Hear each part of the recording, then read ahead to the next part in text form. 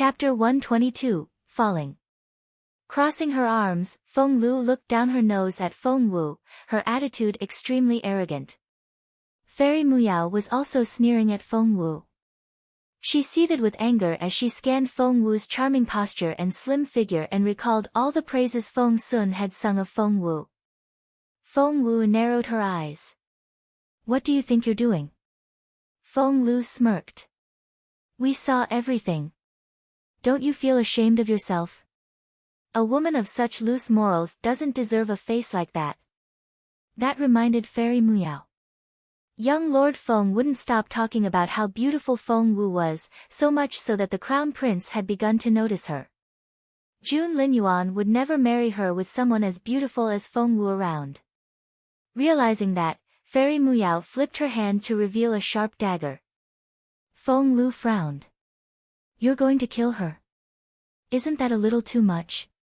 Fairy Muyao snorted. "Kill her? She's not worth that much trouble. But, I do think that her face is an eyesore. And she wanted to destroy it."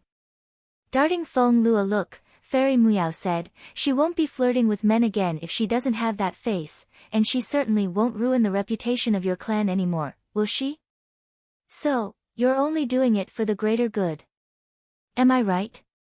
Fairy Muyao had just given Feng Lu the most flagrant excuse. Because Feng Wu had always been the model child all parents fawned over, Feng Lu had hated this cousin of hers growing up. Hence, that excuse successfully persuaded her right away. However, she recalled what Feng Yuran had taught her earlier, that she shouldn't do it herself, but leave the dirty job to others. Hence, Feng Lu said, "But, she's my sister, after all. I can't bring myself to do it." Fairy Muyao was as foolish as always. She snorted and said, "You don't have to. Just promise me you won't tell another soul." After that, Fairy Muyao pressed the dagger to Feng Wu's neck and leaned closer, whispering into the latter's ear. "Feng Wu, your life or your face, pick one. What if I want both?" Feng Wu gave Fairy Muyao a half-smile, the look in her eyes brooding. She wasn't scared at all. Fairy Muyao felt provoked. Grinding her teeth, Fairy Muyao glared at Feng Wu. "Feng Wu, do you know what I hate the most about you?" "Enlighten me," Feng Wu said calmly. "It's this confidence you have, as if nothing can get to you. It makes me want to rip your face off and gouge your eyes out." As she said that, Fairy Muyao raised the dagger and slashed down at Feng Wu's fair, smooth cheek. Her face was twisted with her malicious grin. Finally, she could destroy the face that she was so jealous of. She wasn't the only one enjoying this. Feng Lu was sneering as well. Feng Wu. Die. What happened next was quicker than words could describe. No one saw it coming, but all of a sudden, Feng Wu leapt to the side. She jumped toward the deep moat. Before Feng Wu fell in, she caught Fairy Muyao and Feng Lu each by the hand and dragged both of them into the moat with her. Everything happened so fast. Chapter 123, Let Go of Me. Ah! Feng Wu let out a scream before she hit the water. Feng Lu couldn't swim at all. So, she panicked after she fell in and kept flailing her arms around. Fairy Muyao was a little better and was able to stay afloat. However, she happened to fall in right next to Feng Lu, and it was her unlucky day. Instead of grabbing onto Feng Wu, Feng Lu grabbed hold of Fairy Muyao. A drowning person would never let go of their life-saving straw. Hence, Feng Lu wouldn't let go of Fairy Muyao no matter what. Fairy Muyao tried her best to pry Feng Lu's fingers open. "Let go of me. Now." However, Feng Lu feared that she would sink if she did. Instead of loosening her grip, she held on even tighter to Fairy Muyao and wrapped herself tightly around Fairy Muyao like an octopus. And that wasn't all she did. Feng Lu was choking Fairy Muyao with all her efforts. Infuriated, Fairy Muyao almost had a stroke. She tried her best to throw Feng Lu off. But in such a life-threatening situation, Feng Lu was so frighteningly strong that Fairy Muyao couldn't shake her off at all. She could hardly breathe. Cough, cough, let go of me, let go. I'll get out first, and I'll pull you up. Fairy Muyao's tongue was out and her eyes were rolling back in her head. If she didn't do something now, she would be strangled by Feng Lu. However, all that Feng Lu could focus on now was the water rushing into her mouth and nostrils. Panic-stricken, she wouldn't loosen her grip no matter what Fairy Muyao said. Fairy Muyao was so frustrated. How could she have agreed to work with such a stupid person? It wasn't all that difficult for Fairy Muyao to jump out of the moat and bring another person with her, but the sad thing was that Feng Lu was on equal footing with her in terms of their capabilities. When Fairy Muyao wanted to jump up, Feng Lu cancelled out all her efforts by pulling her down, hence, she was going nowhere. Not only was Fairy Muyao being choked, her stomach was filling with water. She would die if she didn't do something. Cherishing her life more than anything else, Fairy Muyao forgot all about her partnership with Feng Lu. Let go of me. Let go. Fairy Muyao punched Feng Lu in the head with her fist. Was Feng Lu's reaction a mere result of her panic? Not really. Feng Lu never gave up on revenge. When they were falling into the moat, Feng Lu had stuck a silver needle into one of Feng Lu's acupoints to magnify her sense of fear. Since Feng Lu was afraid of water in the first place, one thing led to another, and Feng Lu had achieved her goal. As soon as they fell in, Feng Lu tried to grab Feng Lu behind her as a life-saving straw. However, Feng Lu would never let that happen. She was an excellent swimmer. The moment they hit the water, she dove in and swam downward. Deep down in the water, Feng Lu swam as swiftly as a fish. She paddled and stroked. Before long, she was 10 meters away from the duo. Holding onto a piece of driftwood, Feng Lu smiled as she watched Feng Lu torture Fairy Muyao. That was so much fun. To struggle for her life, Fairy Muyao spared no effort. Her blow almost bashed Feng Lu's head in. But that was the best option for Fairy Muyao at the moment, for only by knocking Feng Lu out could she climb ashore and stay alive. Otherwise, she would die here in the water. Fairy Muyao then remembered Feng Lu. Chapter 124, The Crown Prince Likes Me. It was all because of her. That cunning, sinister woman. A moment ago, Fairy Muyao thought it was her victory, but here she was, struggling for her life. Just then a fist landed on Fairy Muyao's forehead. Feng Lu was furious. Someone had hit her. Without thinking, she deemed Feng Lu the culprit. Ah! Feng Lu. Die. Die, now. Feng Lu went berserk. She burst into a round of frantic attacks, aiming at Fairy Muyao's forehead. Thump. Thump. Thump. Feng Lu was frighteningly strong. Caught by surprise, Fairy Muyao was hit in the temple. The pain brought tears to her eyes. That really hurt. Fairy Muyao went wild with rage. Damn you. She almost had a heart attack. This crazy woman Feng Lu not only pulled her back and choked her, she was hitting her now. Fairy Muyao was the daughter of a noble family.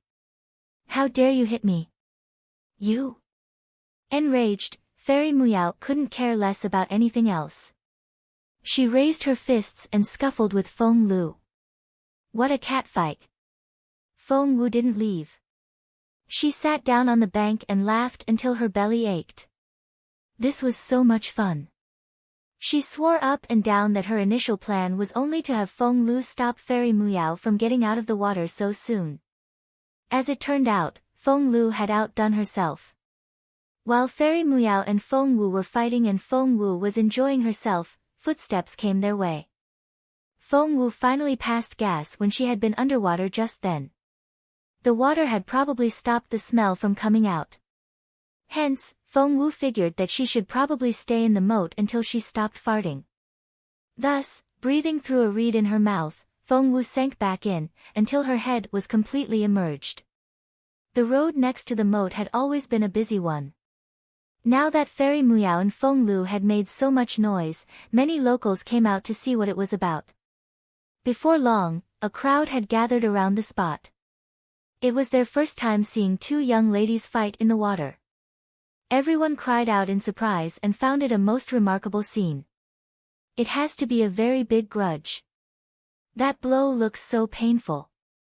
Look, the girl in the yellow dress could have jumped out of the water, but the one in purple keeps pulling her back. They're tearing at each other's hair.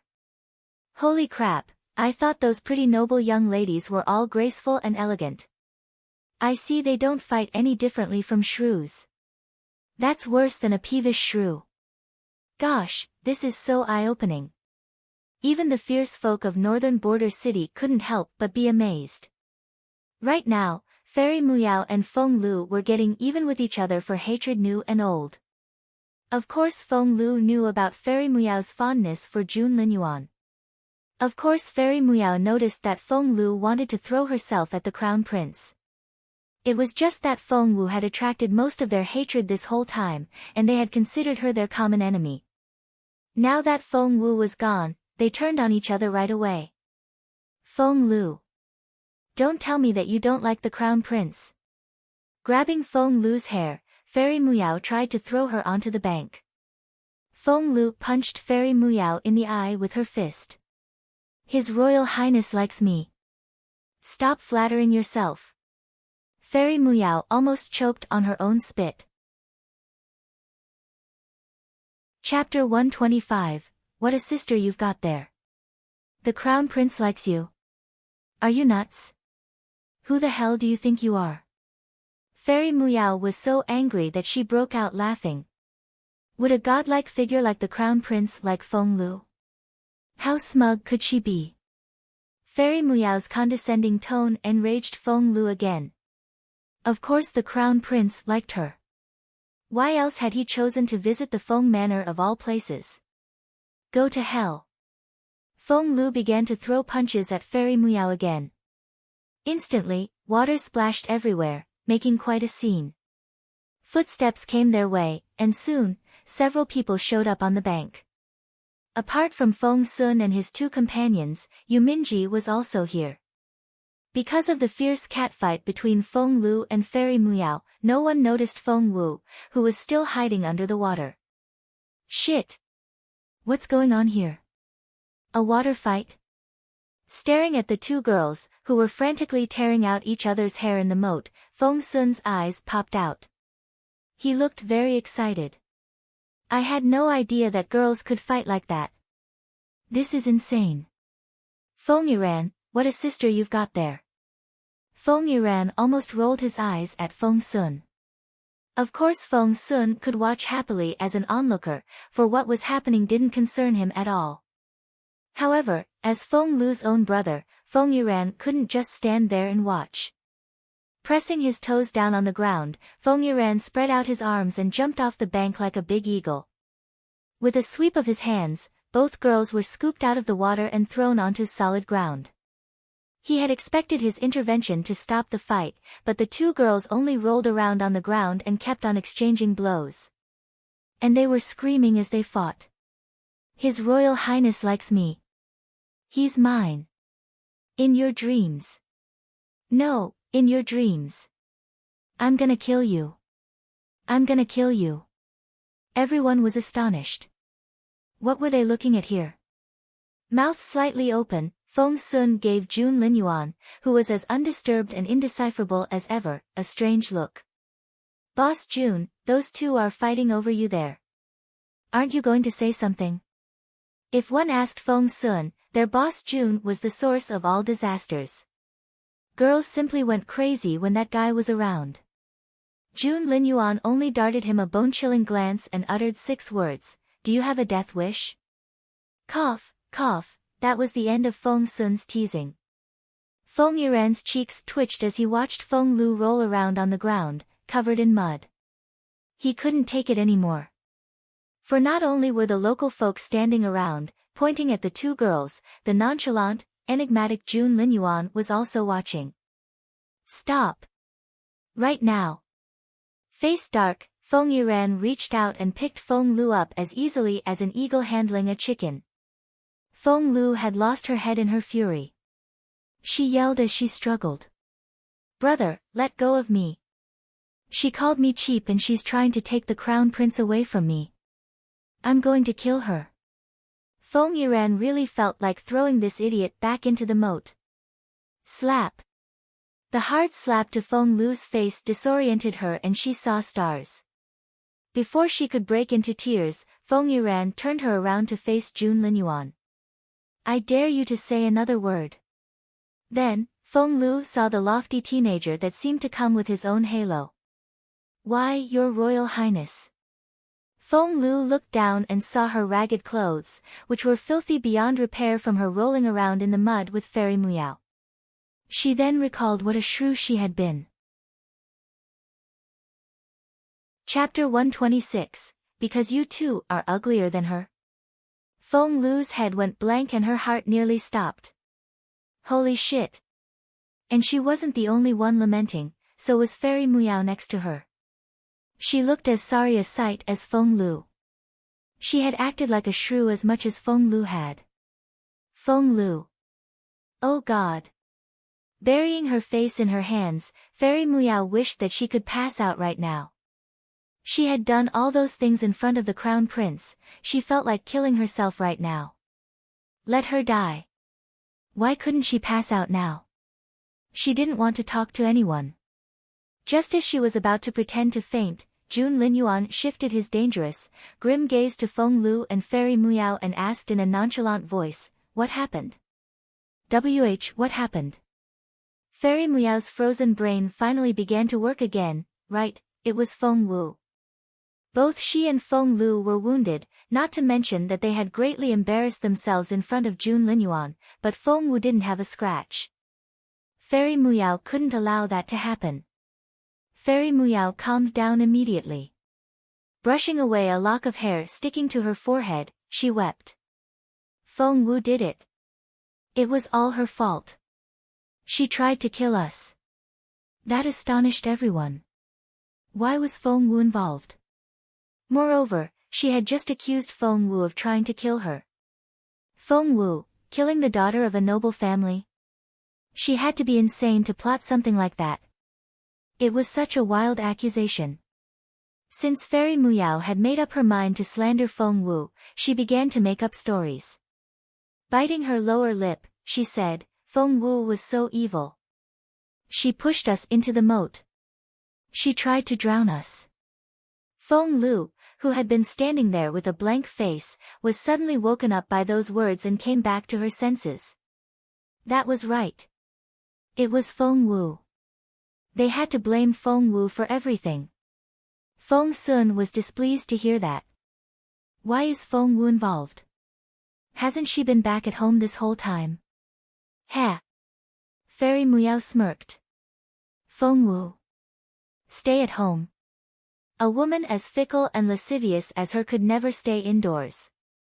Feng Sun was even more disgruntled now and he cast a stern look at Fairy Muyao. Watch your mouth, young lady. You're only ruining your own reputation talking like that. I know you don't like Feng Wu, but that was over the line. She has friends. He made it clear that he was backing Feng Wu up. Tears welled up in Fairy Muyao's pretty eyes as she bit her lower lip, looking aggrieved. Young lord, all you ever do is stand up for Feng Wu.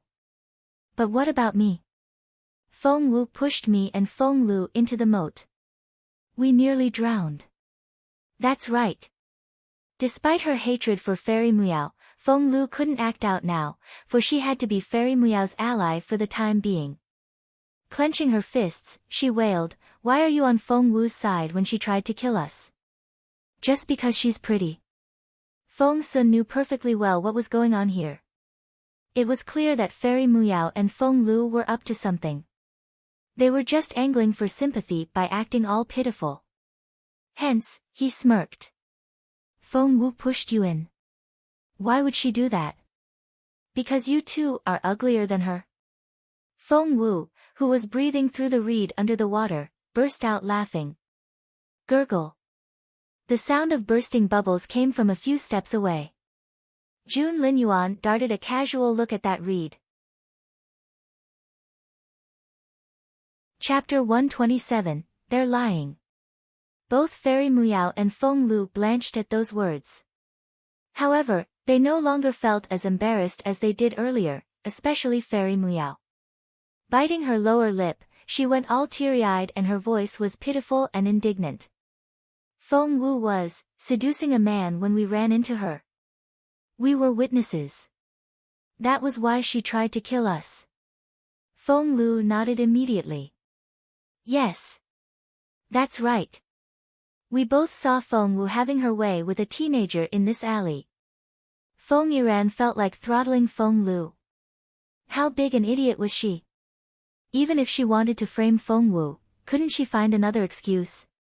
At the end of the day, Feng Lu and Feng Wu were cousins from the same clan.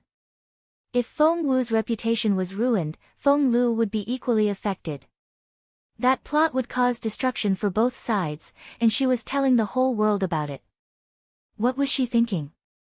Feng Yiran wished that he could somehow stuff his sister back into their mother's womb to give her a new brain. Right now, it was obvious that Feng Sun was vexed. Linyuan's face had turned so grim that the temperature seemed to drop. Feng Sun grabbed Fairy Muyao by the collar. What did you say? Fairy Muyao grasped this as her last resort. She said loudly, we saw with our own eyes that useless Feng Wu doing filthy things in this alley with a teenager. If we hadn't run into them, they'd be. Yes. He wore a pink robe and was very easy to spot. I saw everything. I swear to God. Feng Lu also said loudly.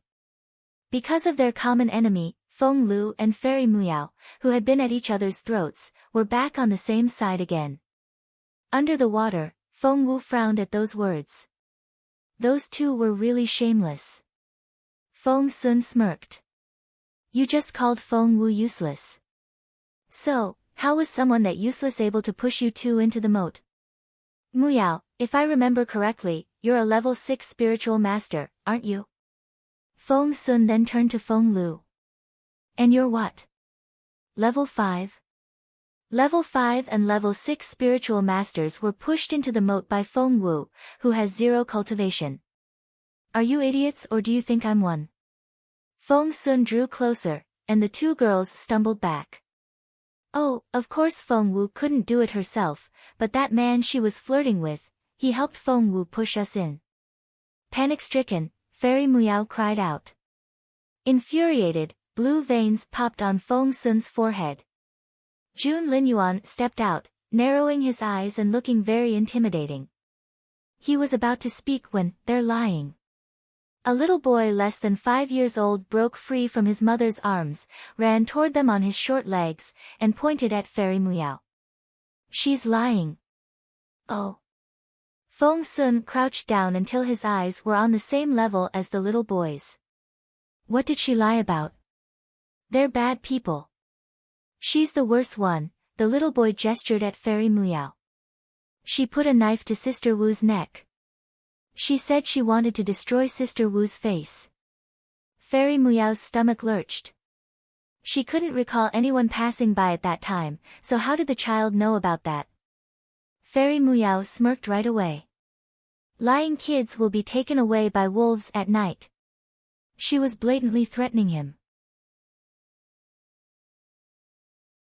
Chapter 128, You like Feng Wu, don't you? The mother immediately picked the boy up in her arms and sneered. Young lady, the gods are watching us from above. You can't throw wild accusations at someone like that, or you'll be cast into hell after you die. My Xiaoyang doesn't tell lies. Pointing at a row of houses behind her, the mother said, We live right over there and we can see the bridge from our window. Xiaoyang and I weren't the only ones who saw what you did. The others saw it, too.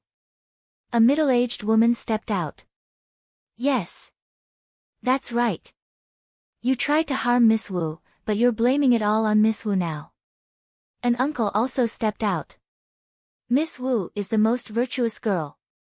She didn't do anything with no man. What you said was bullshit. What did she ever do to you to deserve all that slander?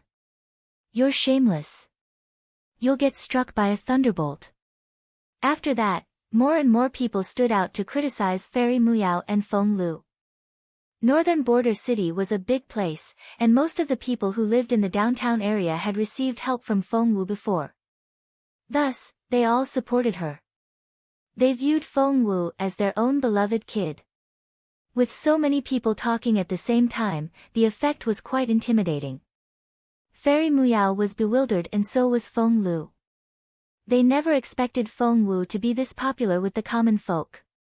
Watching Fairy Muyao and Feng Lu drown in the angry rebukes of the people, Feng Sun never felt so satisfied. He could still recognize a few faces in the crowd. Only hours before, these people had brandished kitchen knives and chopping boards at him because he said one bad word about Feng Wu. It almost gave him a heart attack. Great, it was Muyao's turn now. To Feng Sun, there was something therapeutic about watching Fairy Muyao and Feng Lu get annihilated. The folk berated and scolded Fairy Muyao and Feng Lu at the top of their lungs. The people of Northern Border City were fierce and tough, and they had a very large vocabulary when it came to venting their anger.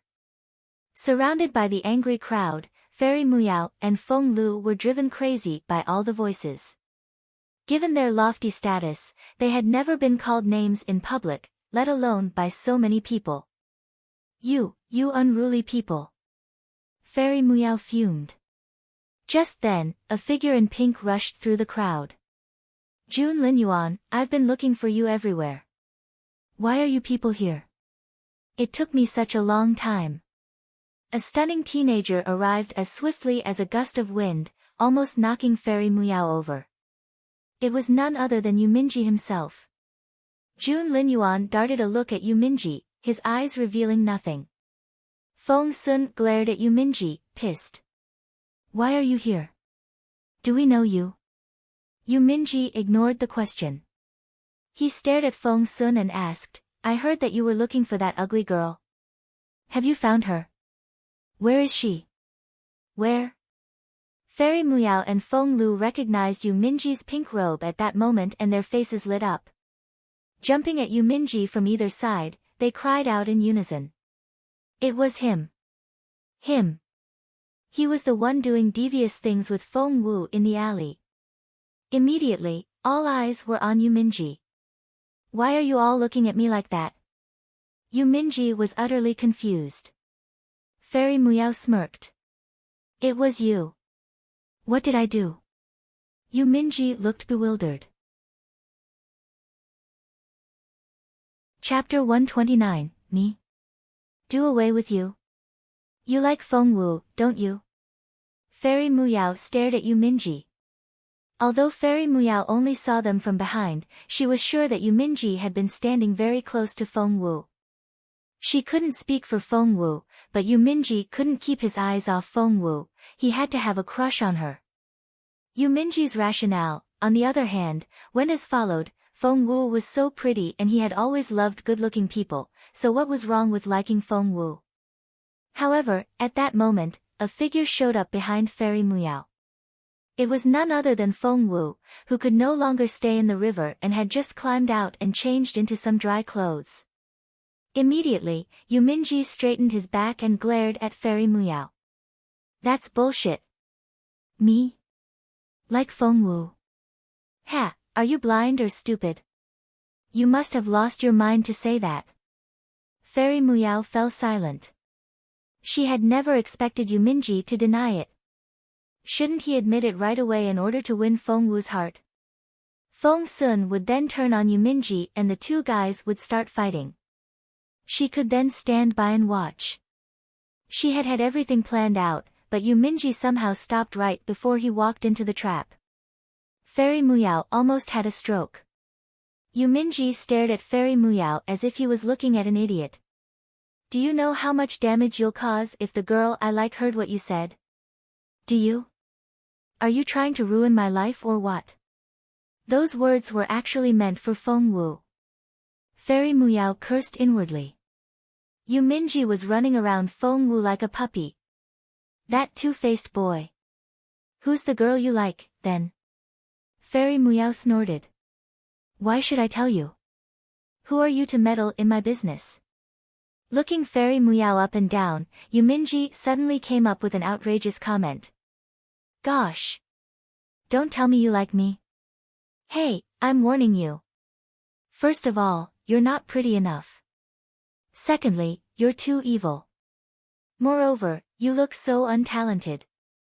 Anyway, stay away from me. Fairy Muyao dropped her head again. She could sense the sneers the others were giving her now. She was so frustrated. Why did she feel like she couldn't talk to Yuminji like a normal person?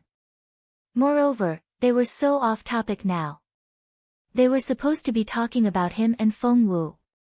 All of a sudden, Feng Sun said something fantastic. Yuminji, Muyao told us that you joined hands with Feng Wu to throw her and Feng Lu into the moat to try and silence them. Did you do it? Yuminji stared at Feng Sun in disbelief. Are you nuts? Before Feng Sun could say another word, Yuminji pointed a finger at Fairy Muyao. Why do I need help to kill her? I can do it 100 times over with one finger. If you don't believe me, I can do it right now. A chill ran down Fairy Muyao's spine at those words. She went stiff and broke into a cold sweat. She had been wrong. She had been so wrong. She only saw how indifferent June Linyuan was toward Yuminji. However, she forgot that Yuminji could easily finish her off with one finger, or even a single strand of hair. Yuminji felt humiliated. He glared at Fairy Muyao until his eyes bulged. Me? Do away with them? What gave you the idea that I need to do something like that myself? Chapter 130, June Linyuan was so frightening. A team of elders followed him everywhere, okay? The elders complained all the time about having nothing to do, okay? And they were suggesting that he, Yuminji, needed to do such a petty thing himself? When he lost his temper, Yuminji could look very intimidating. He pressed on toward Fairy Muyao, who stumbled back in fear. She had never felt as regretful as she did now. How could she have forgotten that Yuminji was the sacred son of the Dark Court and heir to the Dark Dynasty? The Dark Dynasty that killed people like flies. At that thought, Fairy Muyao turned to run away. However, she jumped as soon as she saw the person standing behind her. You. Fairy Muyao pointed at Feng Wu. How long have you been standing there? A smile emerged on Feng Wu's stunning face. I got here when you were slandering me about flirting with some guy. Why, are you done? Looking into Feng Wu's eyes, Fairy Muyao felt her stomach churn and the hair stand up on her back. Involuntarily, she stumbled back. Feng Wu took another step forward and Fairy Muyao stepped back again. Realizing that Yuminji was right behind her, Fairy Muyao felt cornered. Hence, she could only stare back at Feng Wu and said, Why, you tried to kill me. How dare you stand before me now? I'm a princess. The princess of Mu Prince Residence. How dare you try to harm me? Teehee, Feng Wu chuckled. With everything that has happened, you still won't admit your mistake. Muyao, you must be the most shameless person I've ever met. You tried to harm me. You did. You dragged me into the moat and that's the truth. Fairy Muyao would never tell the truth. How could she? Her only way out was to keep denying it. She couldn't bring up Yuminji and Feng Wu's alleged relationship now, for she was afraid of enraging Yuminji. Instead, she made Feng Wu her sole target.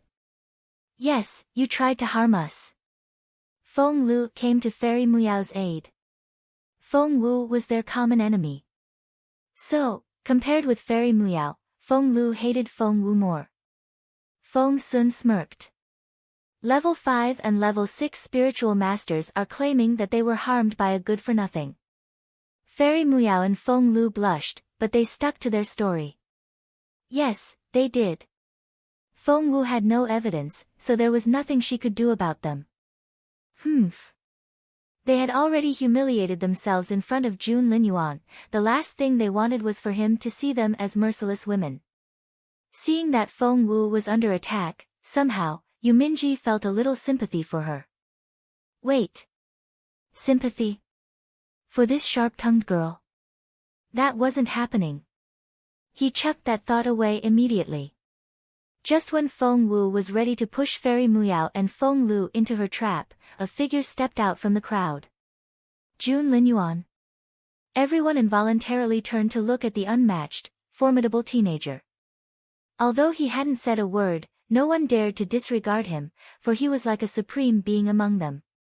June Linyuan stood half an arm away in front of Feng Wu and gave Fairy Muyao a cold, brooding glance.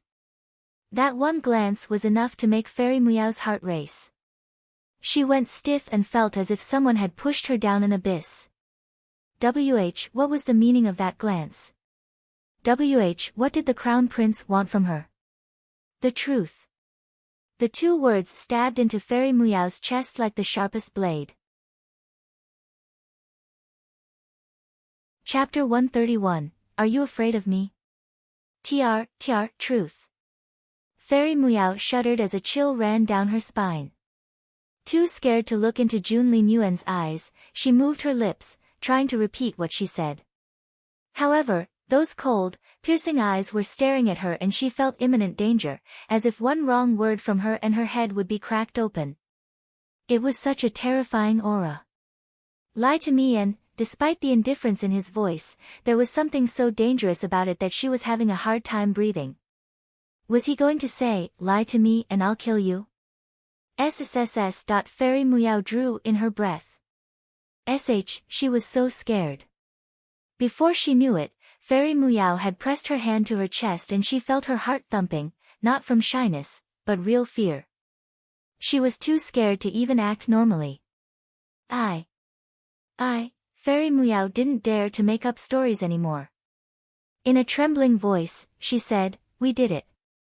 We tried to throw mud at Feng Wu and we wanted to ruin her face. We did it first, but Feng Wu really dragged us into the river. Before she could finish, Fairy Muyao burst into tears and ran away. Feng Lu was baffled. Fairy Muyao had admitted everything. That idiot. Did she even realize the consequences of that? However, when June Linyuan turned his sharp eyes on Feng Lu, she felt as if she had been pushed into an icehouse and her heart almost gave out. She finally realized why Fairy Muyao was so frightened. The next second, Feng Lu shoved Feng Yiran away and ran after Fairy Muyao. She ran faster than a cheetah. Everyone was speechless. They were scared off, just like that. June Linyuan's impeccably handsome face looked a little confused. He darted a look at Feng Sun and frowned. Why did they run away? Feng Sun smacked his forehead and looked up at the sky. The two girls were scared off before Boss June even began his interrogation. What was that all about? Feng Sun didn't know whether to laugh or cry. Boss June, you're just too scary. June Linyuan frowned. What did I do? Others try to subdue their enemy without fighting, but you can defeat yours without even starting a war. They just roll away and die on their own. That's the effect you have on other people, Feng Sun said in amazement. Feng Wu looked at June Linyuan approvingly. June Linyuan was the nemesis of people like Fairy Muyao, who were too stubborn to admit their mistakes. He didn't even have to speak. With a single glance, he could scare people to tears. Problem. June Linyuan stared at Feng Wu, his eyes like bottomless pools. Feng Wu's heart lurched and raced as she looked into those brilliant, brooding eyes. She waved her hands immediately. And, no problem. No problem at all. Are you afraid of me? June Linyuan frowned and looked a little displeased. Feng Wu's heart sank. She was about to answer when Yuminji cut her off. Yuminji had been watching June Linyuan and Feng Wu on the side. The slender teenager's robe fluttered in the wind, as did his long black hair. He looked invincible. The girl was slim, had great posture, and was otherworldly beautiful. It was as if an invisible frame encircled around them, blurring out everything else. Somehow, Yuminji felt a dull pain in his chest. He rubbed the spot. Had he messed up in his cultivation training? Frowning, Yuminji stomped toward them and glowered at Feng Wu. Chapter 132, Why did she look so familiar from behind? Feng Wu looked at him in bewilderment, her limpid eyes filled with confusion. What? Yuminji had no idea where all his temper was coming from. He only stared at Feng Wu, looking very angry. All of a sudden, he reached out to grab Feng Wu's hand. However, Linyuan, who had been aloof and undisturbed this whole time, stepped out and stood in front of Feng Wu. Feng Wu had no choice but to make way for him. Yuminji's eyes met Linyuan's. Both were tall, had long legs, and were about the same height. They were equally handsome and capable, which turned this into a duel between two princes. Their eyes were on the same level. Neither would budge, and one could almost see the sparks flying in the air. Feng Wu took a deep breath. Obviously, Linyuan and Yuminji didn't see eye to eye and would jump at each other like fighting roosters whenever they met. So in order to avoid being turned into collateral damage here, it was better for her to slink off now. Plus, she needed to release gas again. Hence, while the two princes tried to kill each other with their eyes, their stares so intense that one could see icy shards and fiery sparks flying in all directions, Feng Wu took the chance. She took one step back, then another. Before long, she was 10 meters away. Good job. Feng Wu cheered herself on, turned around, and was ready to sprint off when all of a sudden. A familiar voice came from behind. Hey, little Feng Wu, where are you going? It was Feng Sun. Feng Wu almost snapped. She had to take a very deep breath to keep her temper at bay. What had she ever done to Feng Sun? Why did the guy have to ruin her day all the time? Feng Sun was still urging her, little Feng Wu, get over here. Boss Jun is right here. Why are you running that way? You dumb girl. Feng Wu breathed in. Deep breaths were the only thing that could calm her down now, otherwise she was sure that she would pounce at Feng Sun and punch him in the face. Wait, little Feng Wu, you look so familiar from behind. Why do I feel like I've seen it before? Staring at Feng Wu's slim back, something clicked in his head. Those words gave Feng Wu the shivers. Shit. No. This wasn't happening. At that thought, Feng Wu turned around immediately, hurried to Feng Sun's side, and smacked him on the head, waking him up from his reverie. Hey, what was that for? I almost figured it out. Feng Sun looked at Feng Wu, a little displeased. Feng Wu sighed in relief inwardly. She then glowered at Feng Sun and said grumpily, You called me back, didn't you? I was going to get you people some water, seeing that you all look tired. But you had to get me back here, so forget about it. Feng Wu found a random excuse, and Feng Sun didn't suspect a thing. Right now, Yuminji and Linyuan were still engaged in their staring contest. To be more precise, Yuminji was the one staring. Linyuan, on the other hand, had already raised his head to savor the clouds in the sky. Feng Sun patted Yuminji on the shoulder. Stop doing that. We have no time to waste now. Our priority now is to catch that ugly girl. Catch the ugly girl? You really found her? That successfully distracted Yuminji. Of course we did. Look, taking out that drawing from his chest pocket, Feng Sun tossed it to Yuminji. See for yourself. Yuminji opened the scroll eagerly, and immediately saw the person in the drawing. Her features couldn't be any more ordinary, but... Chapter 133, You're competing with me. That pair of eyes were so tranquil and splendid that they seemed to suck out one's soul. How could there be such beautiful eyes in this world? The very thought made Yuminji dart a look at Feng Wu. As a result, he was almost swept off his feet by her enchanting beauty. Luckily, he was committed enough to his goddess. However, when he looked into Feng Wu's bright black eyes that reminded him of a starry night, Yu Minji's heart skipped a beat. Damn it. Why did he find Feng Wu's eyes so beautiful as well? Was he really a capricious, fickle, and unfaithful man as he was said to be? Yu Minji was baffled for a moment and began to doubt himself. Seeing how Yu Minji was suddenly dazed, Feng Wu had no idea what had happened. She then thought about making fun of him. Leaning closer, she chuckled and said, "So, is that a portrait of the goddess you couldn't stop talking about? Let me have a look." Yu Minji came back to himself immediately. He wanted to hide the scroll, but was too late. Feng Wu saw it. "Wait, where is that super gorgeous goddess of yours? Where is she? Where? Why can't I see her anywhere?" Seeing Yu Minji's dark face, Feng Wu laughed so hard that her belly ached. What a face Yu Minji had there. What? Goddess? That ugly girl? Feng Sun said to Feng Wu grumpily. He's joking. The guy's all about good looks. There's no way he would fall in love with the ugly girl. Feng Wu was waiting for Yu Minji's agreement. With his big ego, he was bound to deny that she was his goddess. But what happened next was beyond Feng Wu's expectations. Why are you calling her ugly? I think she's pretty. Much prettier than you. Humph. Yu Minji refuted. That baffled Feng Wu a little. No. Yu Minji couldn't possibly. Had she gone too far? Before Feng Wu could react, Yu Minji pointed at the scroll and made a vow. I, Yu Minji, hereby swear that the girl in the painting is the only one I'll marry. She's mine. Feng Wu didn't make a sound.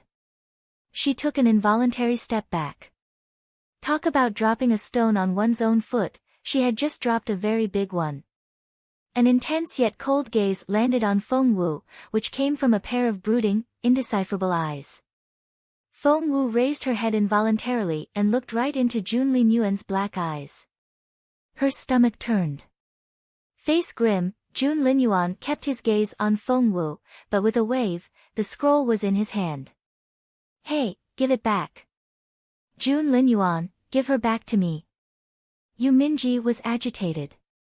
Jun Linyuan raised his right hand over his head and Yu Minji jumped up in anger. However, the scroll had disappeared from Jun Linyuan's hand. Jun Linyuan had put it away. As he interacted with Yu Minji, Jun Linyuan kept his intense gaze on Feng Wu, examining the back of her head. Feng Wu thought her head was on fire. Give it back. Jun Linyuan smirked. Jun Linyuan. Something worse then dawned on Yu Minji. He had chosen the ugly girl back in Frozen Forest because Jun Linyuan treated her differently. So. Don't tell me you like the ugly girl, too. Are you going to compete with me?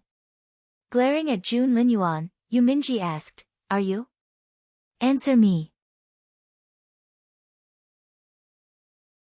Chapter 134, Are you dumb or what? Glaring at Jun Linyuan, Yu Minji gestured and repeated the question. Answer me. Do you like her or not? Jun Linyuan narrowed his eyes, the grim look in them making one shudder. The two guys were fighting again. Everyone looked at Yu Minji as if he was an idiot. What was wrong with this teenager? Would Jun Linyuan like that ugly girl? Who was Yu Minji kidding? That was preposterous.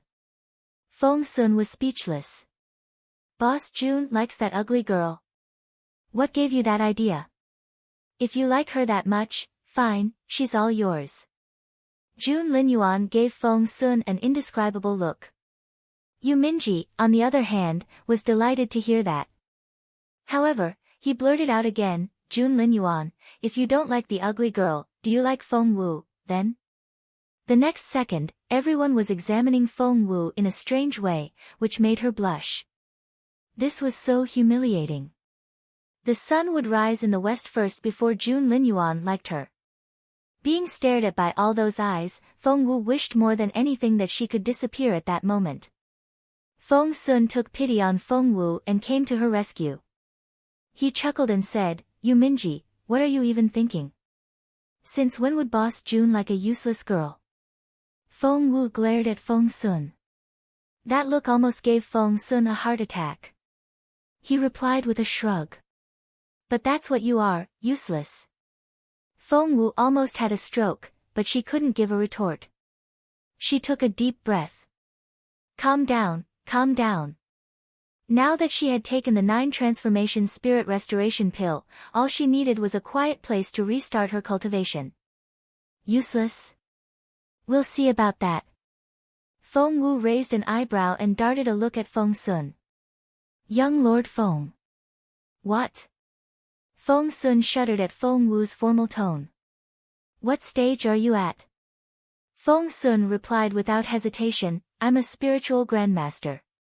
He then said in smug satisfaction, anyway, it's a stage you'll never be able to reach in your life. Why are you asking? It'll only upset you. Spiritual grandmaster.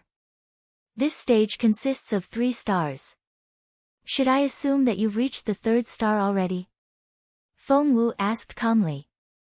The spiritual master stage was the only one which consisted of 9 levels. All stages beyond that used a 3-star ranking. As far as Feng Wu knew, Fairy Muyao and the others were still at the spiritual master stage, but Zhuo Qinghuan had reached the spiritual grandmaster stage. Feng Sun gloated. Yup. I'm about to break into the spiritual elder stage. Are you envious of me? Sigh, if you hadn't. Feng Sun thought what he said would upset Feng Wu, but he saw that rather than get angry, Feng Wu smiled a little. Was it so hard a blow to her that she couldn't think straight? Seeing that no one would talk to him, Yu Minji was going to say something when Feng Sun cut him off. Alright, back to business. Our top priority here is to catch the ugly girl. Agreed? Feng Sun eyed Jun Linyuan as he spoke. Seeing that all Jun Linyuan did was savor the view of frozen forest in the distance, Feng Sun saw that the guy clearly didn't want to get involved. Hence, Feng Sun became the one who called the shots. I've told the mayor to close all the city gates and seal off all the water channels. That is to say, the ugly girl is right here in northern border city. Let's split up into 4 groups and each take a city gate. We'll start our search from the gates and move toward the center of the city. That cunning girl can't possibly escape this time. Feng Wu stared at Feng Sun. The guy was very serious and dedicated to this task. He had a strongly defined profile, exquisite features, and eyes as clear as water. His tone was decisive, his words logical, and he was very attractive. Had it not been for the fact that he was planning to catch her, Feng Wu would actually applaud him. Alright. I've talked you through the plan. Let's split up into groups now. Chapter 135, Boss Jun obviously doesn't like Feng Wu. Feng Wu smacked her forehead. If Feng Sun one day found out that he had bragged about how to catch her right in front of her, she wondered if he would want to kill her all over again. Well, she had been doing these things frequently enough that Feng Sun was probably used to it already. Feng Wu still almost burst out laughing at that thought. She could only drop her head to her chest and keep a very low profile so that no one would notice her flushed cheeks, which was a result of suppressing her laughter. Feng Sun gestured at himself. I'll take the east gate with little Feng Wu here. Xian the second, you take the south gate. Feng Yiran, the west. Yu Minji, the north. Feng Sun deemed his plan a stroke of genius. Hadn't Boss Jun made it clear that he wouldn't become entangled in such banal worldly affairs? Hence, Feng Sun didn't include him at all. Jun Linyuan, who had been looking at the mountains in the horizon, frowned a little. Before he could speak, Yu Minji jumped to his feet and protested, why is little Feng Wu with you? I won't have it. Feng Sun smirked. Bite me. No problem. Let's do it now. A one-on-one fight, Minji was as irascible as any hot-headed teenager his age, and it only took the tiniest spark to make him explode. He was ready for battle even as he spoke. A fight was on the verge of breaking out when Jun Linyuan frowned and said calmly, "Stop." Boss Jun, Feng Sun turned to look at Jun Linyuan. "Jun Linyuan, I dare you to take his side." Minji stomped his foot in rage. However, Jun Linyuan only gave Feng Wu a nonchalant glance from the corner of his eye and ordered in an impassive voice, "You, with me." She, alone with Jun Linyuan. Feng Wu's heart almost exploded right there and then. "No, no, no," Feng Wu waved her hands in a hurry. "You guys go ahead. I'll sit this one out. The ugly girl has never done anything to me. Why should I go after her? Hey, all she wanted now was to find a quiet place to cultivate."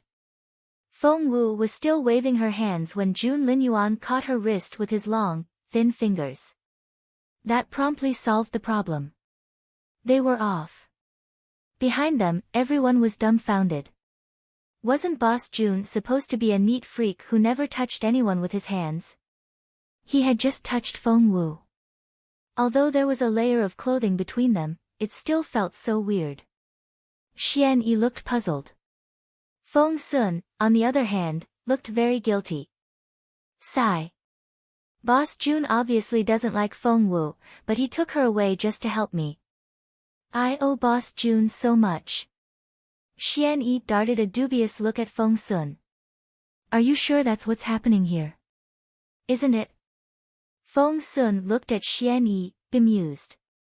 Are you suggesting that Boss Jun took Feng Wu with him because he wants to be alone with her?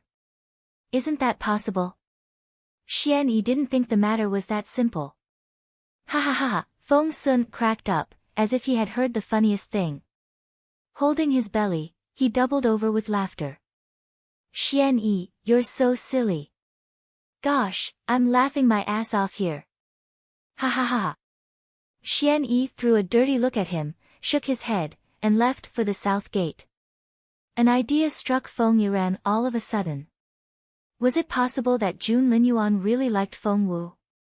Given Feng Wu's stunning beauty, it wouldn't be too far-fetched to assume that Jun Linyuan had fallen in love with her. But that couldn't be. If that was the case, why did he break off the engagement in the first place back then?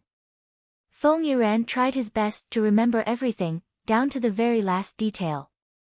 Soon, he recalled the look Jun Linyuan gave Feng Wu. Chapter 136, Stop Laughing. There had been nothing remotely affectionate in Jun Linyuan's grim, haughty eyes. Hence, his conclusion was that not only didn't Jun Linyuan like Feng Wu, he actually found her repulsive. Feng Yiran heaved a sigh of relief and quickly headed for the west gate. Minji was the only one left. He was about to set out for the north gate when Feng Sun stopped him. Halt! I'm taking that road. Glaring at Feng Sun, Minji said, which way should I go, then? Feng Sun smirked. You like that ugly girl, don't you? How can I be sure that you won't cut her loose on purpose? So, you're not taking any gate today. After that, Feng Sun quickly left for the north gate, leaving Minji behind on his own.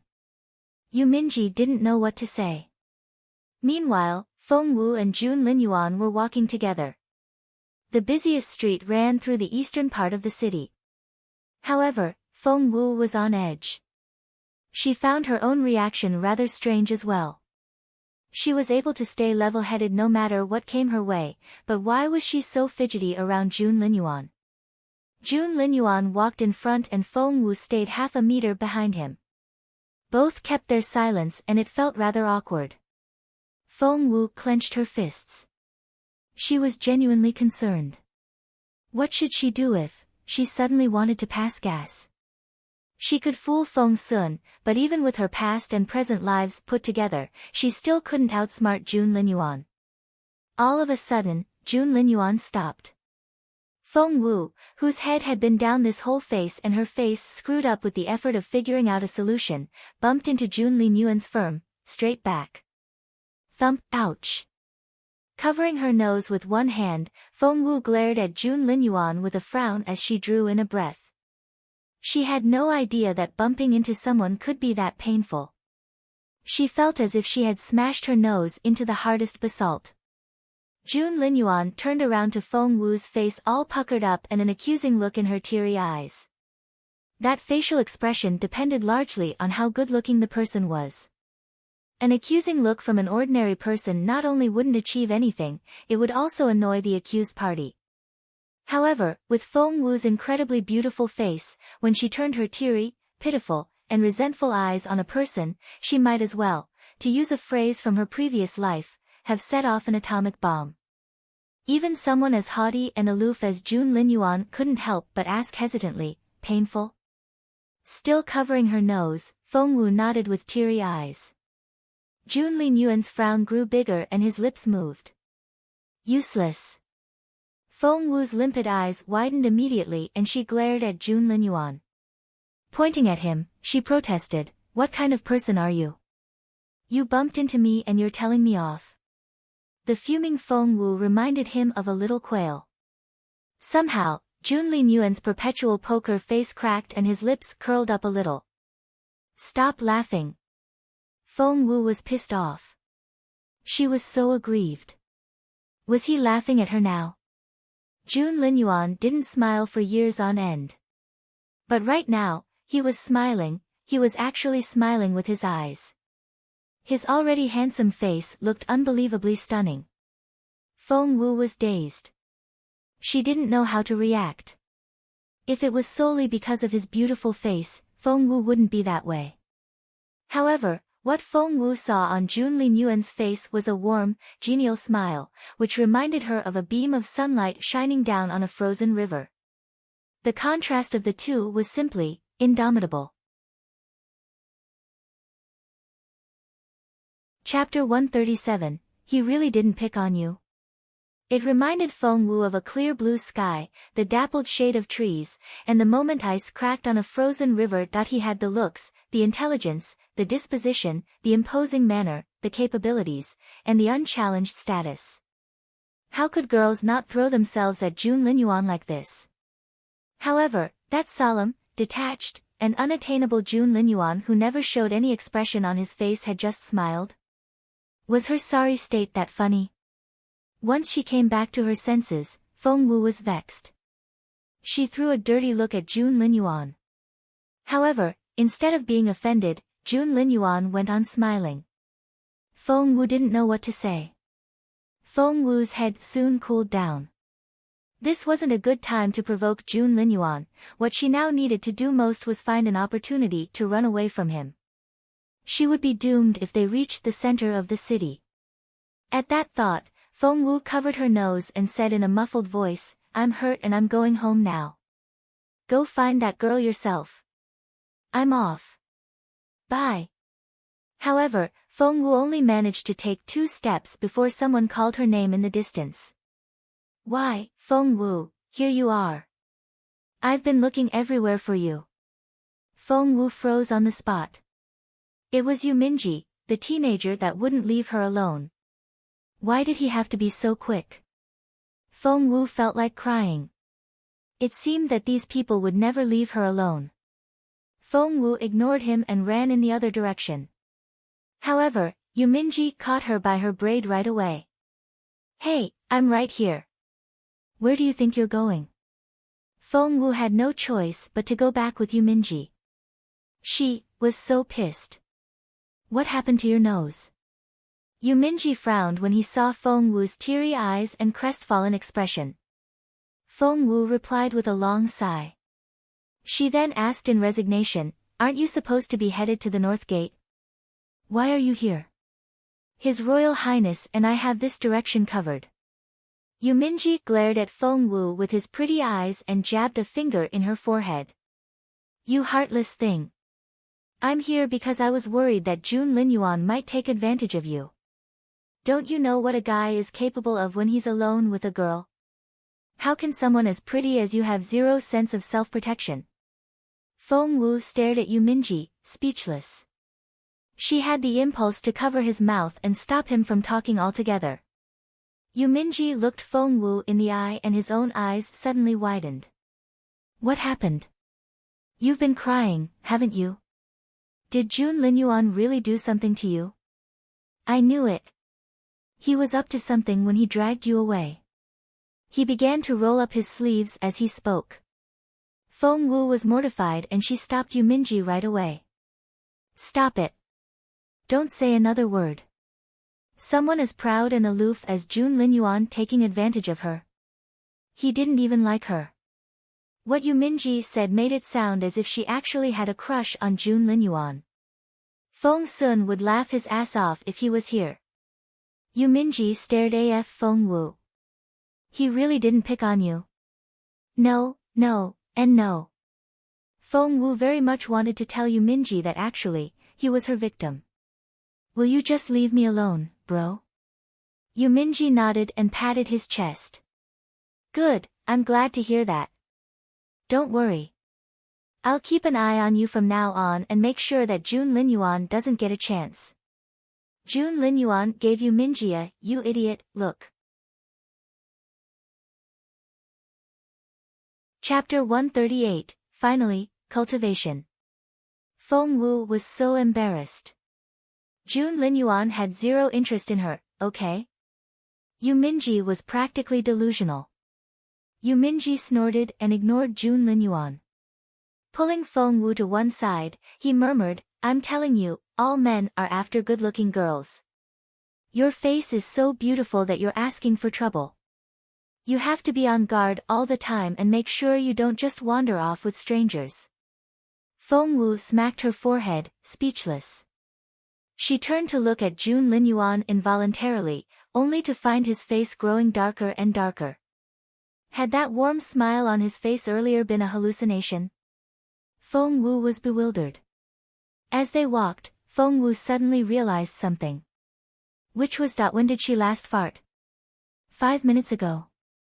But she still didn't feel like releasing gas. 10 minutes passed, and still nothing. 20 minutes. They walked all the way from the gate to the mayor's manor at the center of the city, but still nothing happened. Feng Wu was guffawing in her head. Even fate was on her side now. The 4 groups rendezvoused outside the mayor's manor. Feng Sun ran happily toward them and asked Feng Wu, did you find anything on your way here? Despite her impulse to celebrate joyfully, Feng Wu put on a distressed expression and replied, no, we didn't.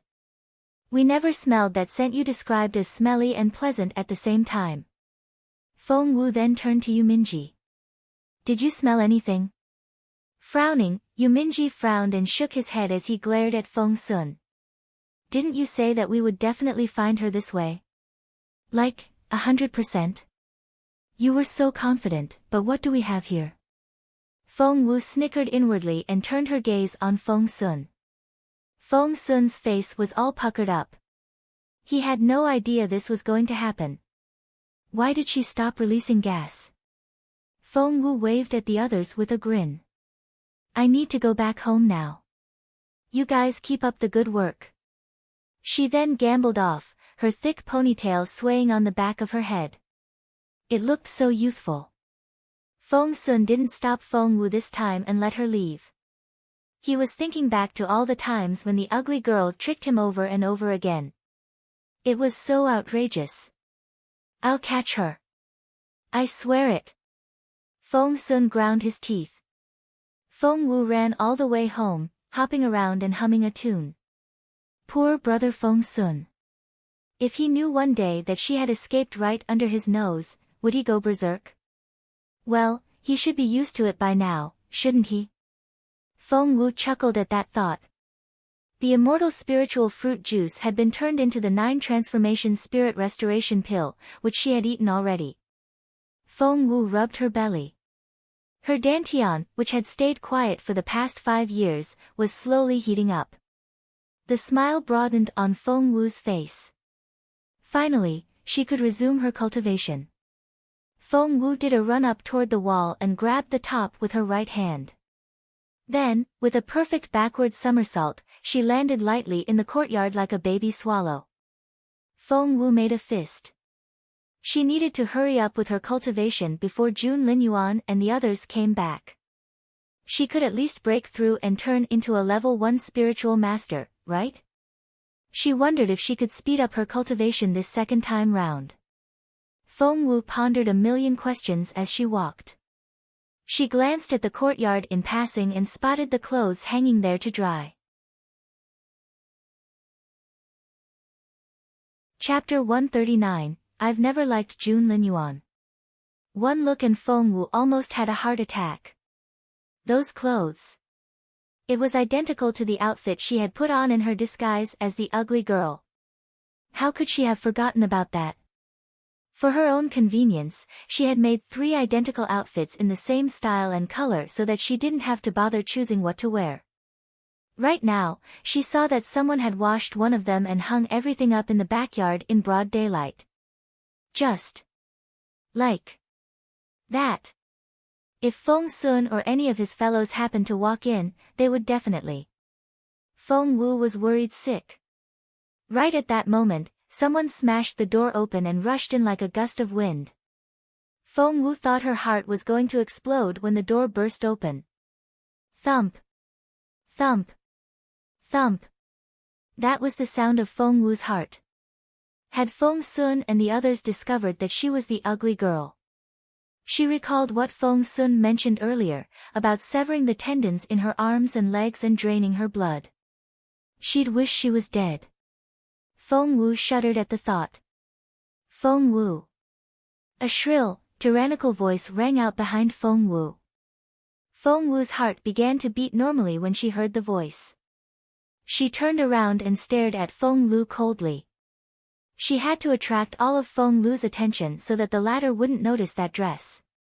However, before Feng Wu could say another word, Feng Lu glared at her and exclaimed, Feng Wu, I'm warning you. The crown prince is mine and he likes me. Stay away from him, or you'll be in trouble. June Linyuan liked Feng Lu. Feng Wu felt like cracking up. If that was the case, June Linyuan wouldn't be June Linyuan anymore. Are you sneering? Feng Lu's eyes spat fire. I'm not. Feng Wu didn't forget her main objective now, which was to keep Feng Lu away from that dress and get rid of the woman ASAP. Staring at Feng Wu, Feng Lu asked, I only have one question for you. Which is? Feng Wu took a few steps as she spoke, stepping further and further away from the dress and pretending to marvel at some budding purple flowers in the courtyard. That way, when Feng Lu stared at her, she wouldn't be looking at the dress at the same time. Feng Sun was an excellent painter. Not only had he depicted the ugly girl accurately in that drawing, he had drawn her dress down to the very last detail. Feng Lu had no idea that upon closer examination, she could finish Feng Wu off for good. But all her attention was on Feng Wu now. Feng Lu's eyes tracked Feng Wu wherever she went. Seeing Feng Wu casually enjoy the flowers with her hands behind her back, Feng Lu burned with hatred. Why? Why did this good-for-nothing look so pleased with herself when she had no spiritual essence whatsoever? However, recalling the times when she had been set up by this useless Feng Wu, Feng Lu took a deep breath and stared at Feng Wu with unblinking eyes. I only have one question and I want an honest answer. Do you still like the crown prince? Feng Wu cast her a sidelong glance. Still? I've never liked June Linyuan. There's no still. So, Miss Feng the Sixth, please get lost. Feng Wu stole a glance at the dress hanging there. Feng Lu might be as good as blind, but not everyone else was. If Feng Sun and the others came back now, Feng Sun would be in a lot of trouble. Hearing that, Feng Lu looked exhilarated. Pointing at Feng Wu, she said, You said it yourself. I didn't make you. You admitted it. You don't like the crown prince. Chapter 140, Do you think she can intimidate me? Fine, fine, I said it. I said it with my own mouth. Happy? Feng Wu snapped. Humph. I don't care how sincere or not you are, but I took that seriously. If in the future, Feng Lu left in satisfaction after getting the answer she wanted. Feng Lu walked toward the clothes. All of a sudden, Feng Lu spun around and stared at Feng Wu again. Feng Wu's heart lurched that she was seriously considering the possibility of getting a heart attack. You said it. You don't like the crown prince. Feng Lu kept her gaze on Feng Wu. Taking a deep breath, Feng Wu looked at her in resignation. She nodded as she pushed Feng Lu toward the door. Yes, I said that myself. I don't like Jun Linyuan. Satisfied? Feng Wu then pushed Feng Lu out of the yard, closed the door, and bolted it, wasting no time in between. She then quickly ran toward where the clothes were hung up. She had to hurry up. They were evidence. However, as soon as she touched the dress, the door burst open again. What now? Feng Wu turned around angrily, only to see Feng Sun and the others walk in. Instantly, Feng Wu felt all the blood rush to her head and her mind went blank. She was as stiff as a statue. Shit. Feng Sun and the others had come back. She was going to be caught red-handed. However, thanks to her secret agent training in her previous life, Feng Wu could keep calm in the most impossible circumstances. After taking a deep breath, she saw that it wasn't a good time to stow the dress away on her.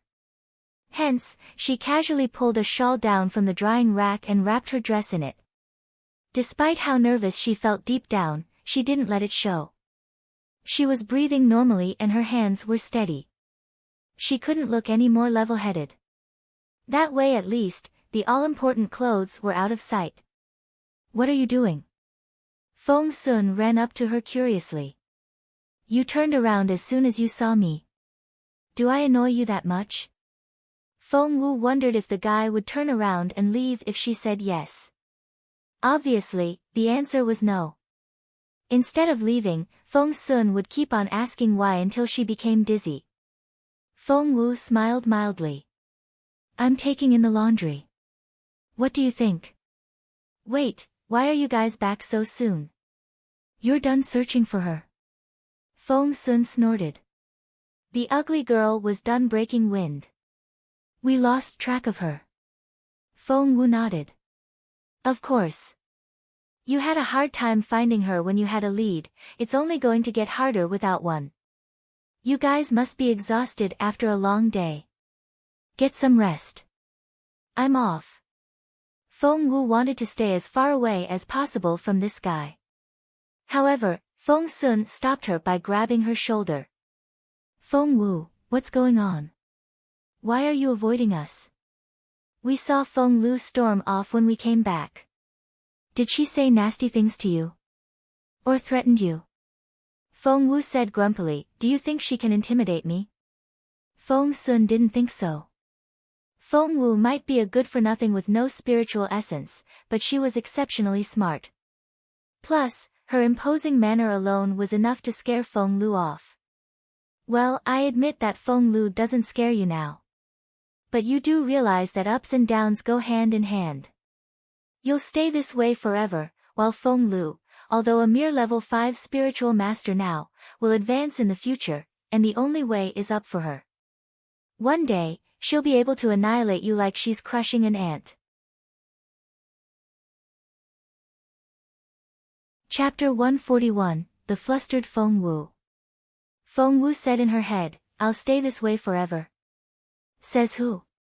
She was already able to resume her cultivation now, and she had her master's divine blood of the phoenix. No one could predict how far she would go in the future. So? Feng Wu smiled at him.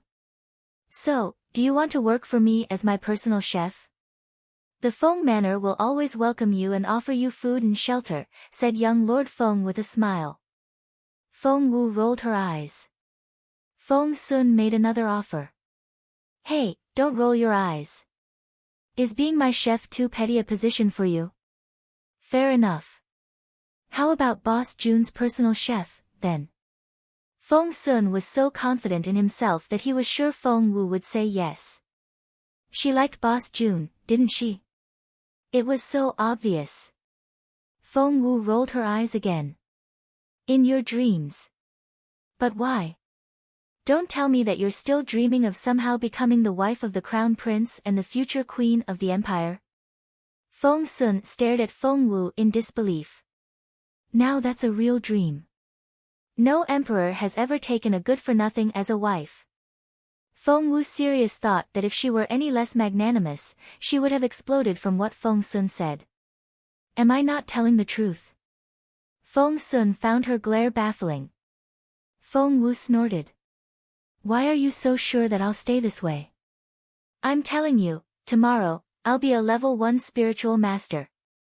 Feng Sun broke into laughter at those words. Patting Feng Wu's slim shoulder, he said, Fine, fine. Don't be pissed, but you'll never be able to cultivate again in your life. Spiritual essence has left you forever.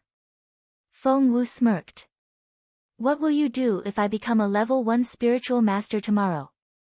When Feng Wu refined that pill, even old man Ba didn't know that what she was refining was the 9 transformation spirit restoration pill. Even if he did, he wouldn't know that she had used the juice of the immortal spiritual fruit. Hence, if she could resume her cultivation, they might not necessarily make the connection between her and that immortal spiritual fruit. If you really can do that, I'll give you whatever you want. Feng Sun patted his chest and made a promise. You promise? I promise. What is said can't be retracted. Feng Wu then turned to leave. But at that moment, Feng Sun reached out and offered to help. Let me take those for you. No. Feng Wu shouted. Feng Sun rubbed his ears. He thought that the girl's shrill cry had ripped his eardrums. Fine, don't scream, are you keeping some secret in those clothes? Feng Sun eyed the clothes in Feng Wu's arms curiously with his clear, bright eyes. Feng Wu took a deep breath. Calm down. You must keep calm. Before she could think of an excuse, a door to one of the rooms opened. Miss Wu, Granny Zhao, her beautiful mother's chambermaid, saw the clothes Feng Wu was holding and asked, What are those? Feng Wu made up an excuse right away. They were blown off the drying rack and got dirt on them. I was going to take them back and wash them again. Granny Zhao came toward Feng Wu in a hurry and reached out. Miss Wu, go keep the guests company. I'll take the laundry. Miss Wu, let me wash them for you. Feng Wu could have given them to Granny Zhao, but if the granny unwrapped the shawl here, Feng Wu would be dead before she knew it. Hence, Feng Wu declined with a smile. Granny Zhao, you're already so busy taking care of my mother, along with everything else. I knocked these clothes to the ground myself, of course I should wash them. Feng Wu had never felt this flustered. Chapter 142, Cultivation, here we go. She could live with the fact that she had to keep an eye on Feng Sun and his people, but even Granny Zhao was somehow giving her a hard time now. Were there no decent people left in this world? Fearing that Granny Zhao would create more trouble, Feng Wu changed the subject right away. By the way, where's Mum? I haven't seen her. Miss Wu, have you forgotten? Madam needs to sleep for 2 hours every afternoon, Granny Zhao said with a smile. Since Miss wants to wash the clothes yourself, I'll leave you in peace. Granny Zhao, please don't let me keep you. Feng Wu backed out of the courtyard, still holding her dress. She then darted off. Tilting his head, Feng Sun watched her suspiciously from behind. Somehow, he found Feng Wu's behavior today very strange, but couldn't put his finger on it. Feng Wu went back to her room, slamming the door shut behind her. Only then did she look at the clothes in her hand and heave a sigh of relief. After taking a few deep breaths, Feng Wu sat down on the bed, crossing her legs and resting her palms on her knees. Her face remained impassive. Once she had cleared her mind of all unnecessary thoughts, she closed her clear, bright eyes. Feng Wu turned her sight inward and inspected her dantian. She saw a place of desolation that reminded her of a dry, cracked land. Using the spiritual essence of the 9 transformation spirit restoration pill, Feng Wu nourished the parched land. The cracks closed up as she worked her way through it. Time passed. Feng Wu was so absorbed in the process that she forgot all about the world outside.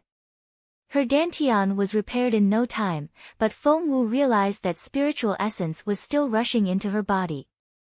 There was no better time than now to restart her cultivation. Right now, energy stirred in Feng Wu's mended dantian like a rippling pond. Formidable fire spiritual energy poured into Feng Wu and kept burning that water. Water and fire were naturally incompatible. But because spiritual essence was working as an intermediary here, the fire's spiritual energy heated up her dantian, gradually creating a golden liquid. Feng Wu's dantian was like a fine porcelain bottle now. It was tiny, as thin as a pinky. Drip, drip. The golden liquid drizzled down so clearly that Feng Wu could hear the sound. Because of the size of her dantian, it was soon filled to the brim, and the golden liquid spilled over. Just then, there was a rumble. Her pinky-sized dantian shook violently. The golden liquid turned into a stream which flowed through all the energy channels in Feng Wu's body like a soaring dragon. When it reached the divine blood of the phoenix resting between her eyebrows, the golden liquid instantly looked much purer. The stream grew shorter as it flowed through her body. On the other hand, Feng Wu's internal energy channels began to glow with a faint golden light. The golden liquid vanished after completing its circuit, for it had been absorbed by Feng Wu's body. Her pinky-sized dantian had grown a little bigger. Feng Wu smiled a little. As expected, she wasn't a mere level 1 spiritual master. While her dantian was still undergoing its transformation, Feng Wu had realized that she had already become a level 2 spiritual master. However, the fire's spiritual energy was still creating golden liquid in that pool in her dantian. That was to say, Feng Wu might advance beyond a level 2 spiritual master at this point in time. The golden liquid kept gathering in her dantian, which filled up and rose up. With Feng Wu's refinement, another golden dragon was formed, which flowed through her energy channels again.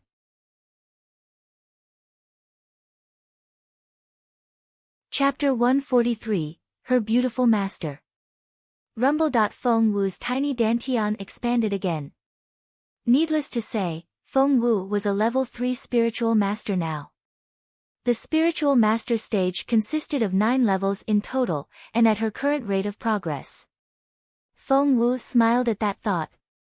Breathing out a stream of turbid energy through her nose, Feng Wu slowly opened her eyes. Starting from 0, she had reached level 3 all at once, which made quite a lot of noise. Jun Linyuan and the others were right next door and had to have noticed something. She had to make up some very good excuse to explain herself now. However, at the thought of Jun Linyuan's knowing eyes, Feng Wu was at a loss over what to say. She could only hope that they wouldn't make the connection between her and the ugly girl. Wait. Now that she had made some progress, would her master wake up? As soon as she opened her eyes, she shifted a little and entered her ring in her spiritual form. She hurried close and looked at her beautiful master expectantly. Would he wake up now that she had resumed her cultivation? In the spacious room, her immortal-like beautiful master lay there with his wide white sleeves, which reminded her of clouds in the sky, hanging down from the bed. On that godlike face which was as smooth as jade, his black eyes remained closed. His mouth didn't betray any emotion, which gave him a detached and lofty look. He was as stunning, handsome, and matchless as ever, but he remained asleep. She felt so defeated. Before she knew it, Feng Wu had pressed her hand to her chest. Her face drained of all color at the throbbing pain in her heart, and she almost collapsed. Master. Feng Wu went down on one knee and touched her beautiful master's impeccable face with slim, trembling fingers. His skin was ice cold under her fingertips. Feng Wu took a deep breath, but still couldn't fight back the tears that welled up in her eyes. Seeing her master's lifeless face and realizing that he might never wake up from this coma, Feng Wu shut her eyes. She was overwhelmed with remorse, self-accusations, and fond memories. A tumult of emotions washed over her like a tidal wave, and the pain was almost too much for her to handle. Master, don't shut me out like this. I'm your little Wu. Tears rolled down Feng Wu's cheeks, then fell on her master's robe. Suddenly, she heard a rustle. It startled the grief-stricken Feng Wu. Her eyes widened as she stared at her master's shoulder. A colorful phoenix stuck its head out. Little Phoenix. Feng Wu cried out in surprise, her fingers trembling. Little Phoenix. Feng Wu had no idea where her master had found the bird. She could still remember the warm, impeccable smile on her master's face as he looked at her affectionately. This little phoenix is a descendant of the divine bird of ancient times and is the only one of its kind on this continent. Shall I make it your mount one day? An ancient divine bird? That sounded awesome. Little Feng Wu nodded earnestly in reply. Hence, her master began to raise the colorful phoenix, tailoring it to Feng Wu's needs. In less than a year, the dull, lackluster little bird grew 7 beautiful tail feathers, and the ugly duckling turned into a pretty phoenix, not to mention improved so much in capability that it surpassed Feng Wu, which had been quite a hard blow to her. However, when her beautiful master went into a coma when Feng Wu was 8, the phoenix disappeared with him. Feng Wu had thought that the bird had left, but she now realized that it had gone into a coma together with her master.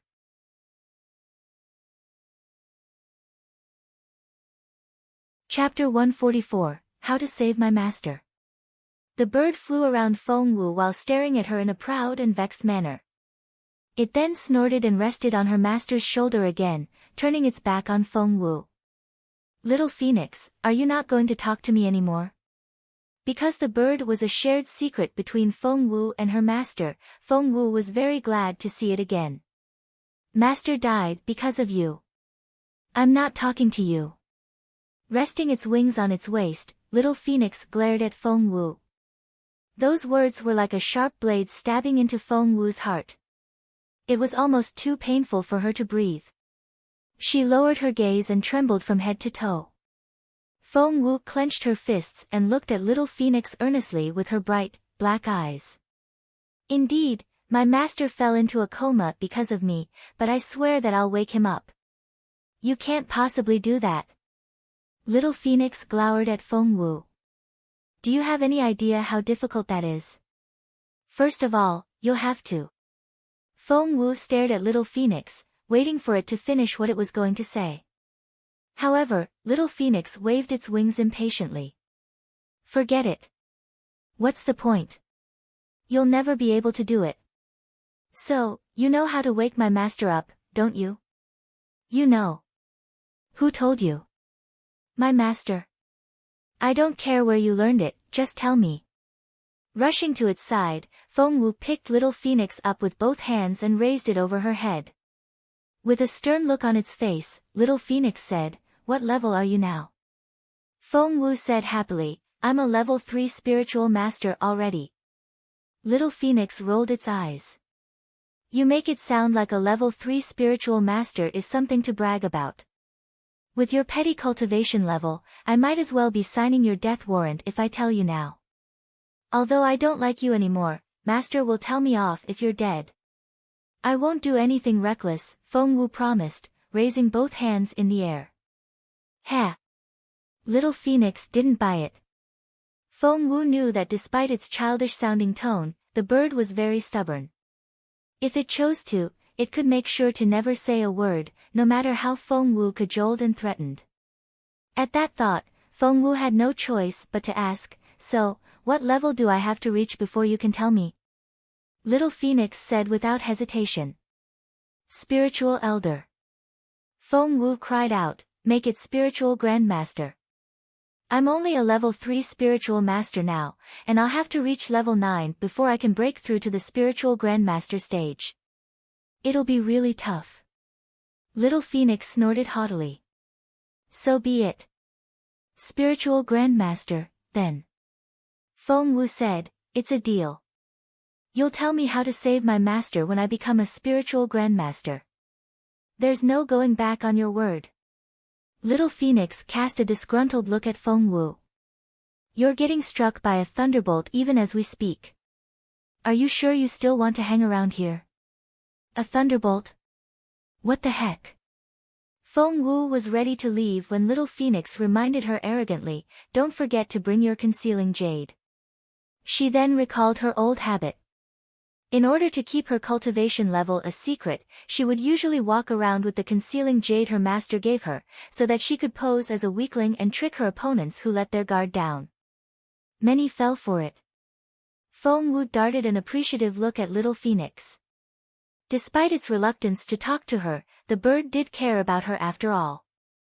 After confirming it repeatedly with little Phoenix, Feng Wu left the ring and went back to her own body. Her bright, clear eyes snapped open. Feng Wu immediately realized that something wasn't right. What happened? She was surrounded by darkness and couldn't even make out her own fingers.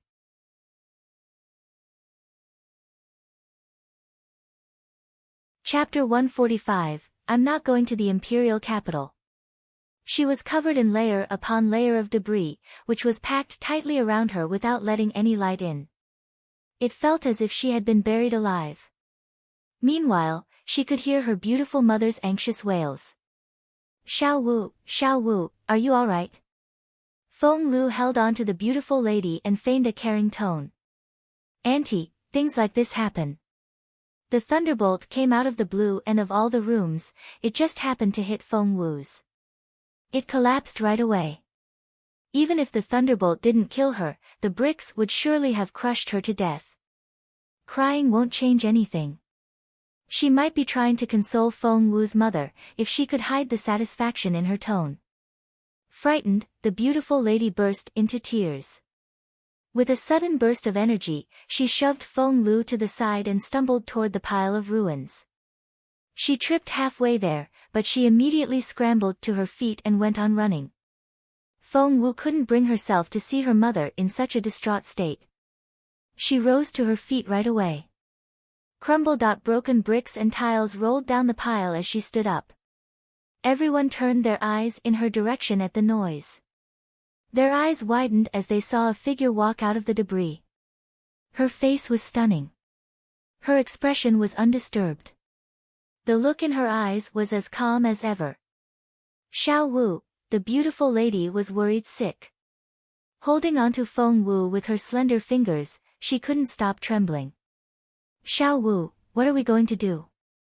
Your room was destroyed by lightning. Mum, I'm fine. Feng Wu didn't know whether to laugh or cry. Seeing that her mother's face was smudged with dirt, she gently wiped her face clean. After rubbing the beautiful lady's shoulders softly to calm her down, Feng Wu turned her gaze on Feng Lu. Feng Lu's stomach lurched when their eyes met. What was going on?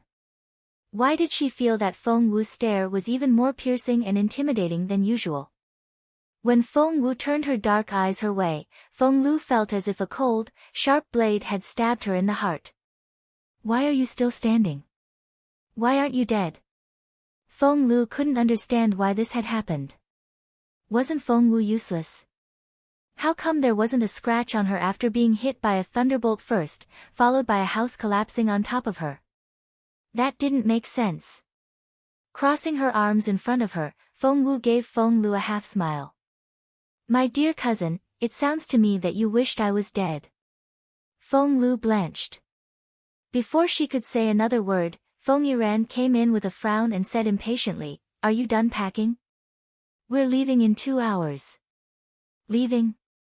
Where to? Feng Wu narrowed her eyes and stared at Feng Yiran.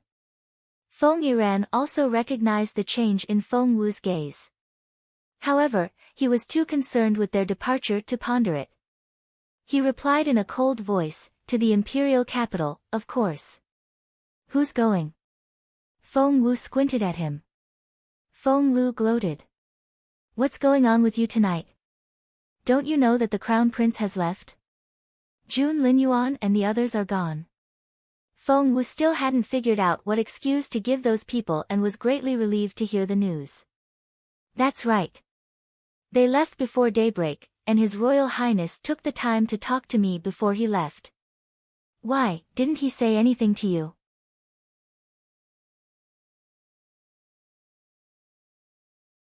Chapter 146, To Our Boss June, That Girl Is. It didn't take a genius to see that Feng Lu was showing off. That only settled Feng Wu's mind further. Go pack. You only have 2 hours. We're setting out as soon as the day breaks, Feng Lu prompted. Feng Wu snorted. I'm perfectly happy living here in northern border city. Why should I go with you? I'm staying right here. Her beautiful mother suddenly took her hand with teary, pleading eyes. Her cheeks were streaked with tears, which was the last thing Feng Wu wanted to see in this world. Feng Wu's heart sank and something felt very wrong. Before she could ask, ha ha ha ha, Feng Lu guffawed. Feng Wu, haven't you realized that your brother isn't here? Her brother. Only then did Feng Wu realize that she hadn't seen Feng Xiaoqi anywhere. With his restless temperament, he would have been the first to run out at something as big as a collapsed house. Wait. Feng Wu took her mother's hands and looked into her beautiful eyes. Mom? The beautiful lady's eyes swam with tears and she started crying before she could speak. Ha ha ha, Feng Lu went on laughing. June Linyuan took your brother. He took Feng Xiaoqi to the Imperial capital. Ha ha ha. Feng Wu's heart sank. June Linyuan took Feng Xiaoqi. Why? Thinking back to June Linyuan's indecipherable expression and his knowing look, Feng Wu was utterly frustrated. What did the guy want? Feng Lu darted Feng Wu a distasteful glance. Anyway, we're leaving in 2 hours.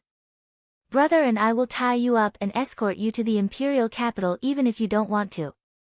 Suit yourself. At the thought of having the entire Feng clan to back her up once they were back in the Imperial capital, and that she would be able to make Feng Wu do anything, turn her into a maid, or a slave. Feng Lu made a fist in satisfaction, then left the courtyard, laughing all the way. Feng Wu furrowed her fine eyebrows. Her beautiful mother looked around to make sure that Feng Lu was really gone. She then took a letter out of her sleeve and stuffed it into Feng Wu's hands. Lowering her voice, she said gingerly to Feng Wu, I hid it well. No one took it away. Feng Wu rubbed her beautiful mother's glossy black hair affectionately, then unfolded the letter. It was from Feng Sun. Feng Sun's letter was in his usual style and rambled on. However, it came with its merits. Feng Sun told her everything, including things that maybe he shouldn't have. We were going to stay for a while in northern border city, but we received an urgent message and had to leave in the middle of the night. Did I tell you? We came here to northern border city this time to search for the immortal spiritual fruit because the life of a very pretty and very lovely girl depends on it. A pretty and lovely girl? Who was that? Feng Wu frowned. She still couldn't figure out who it was after racking her brain. Ha ha ha.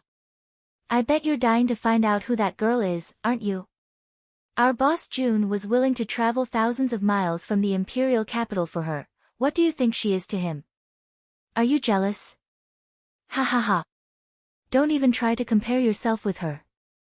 If the place you take up in boss June's heart is about the size of a sesame seed, she takes up his entire mind.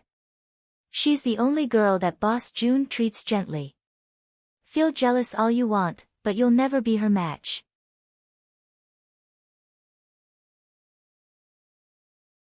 Chapter 147, A few drops of blood is all your brother will lose every day.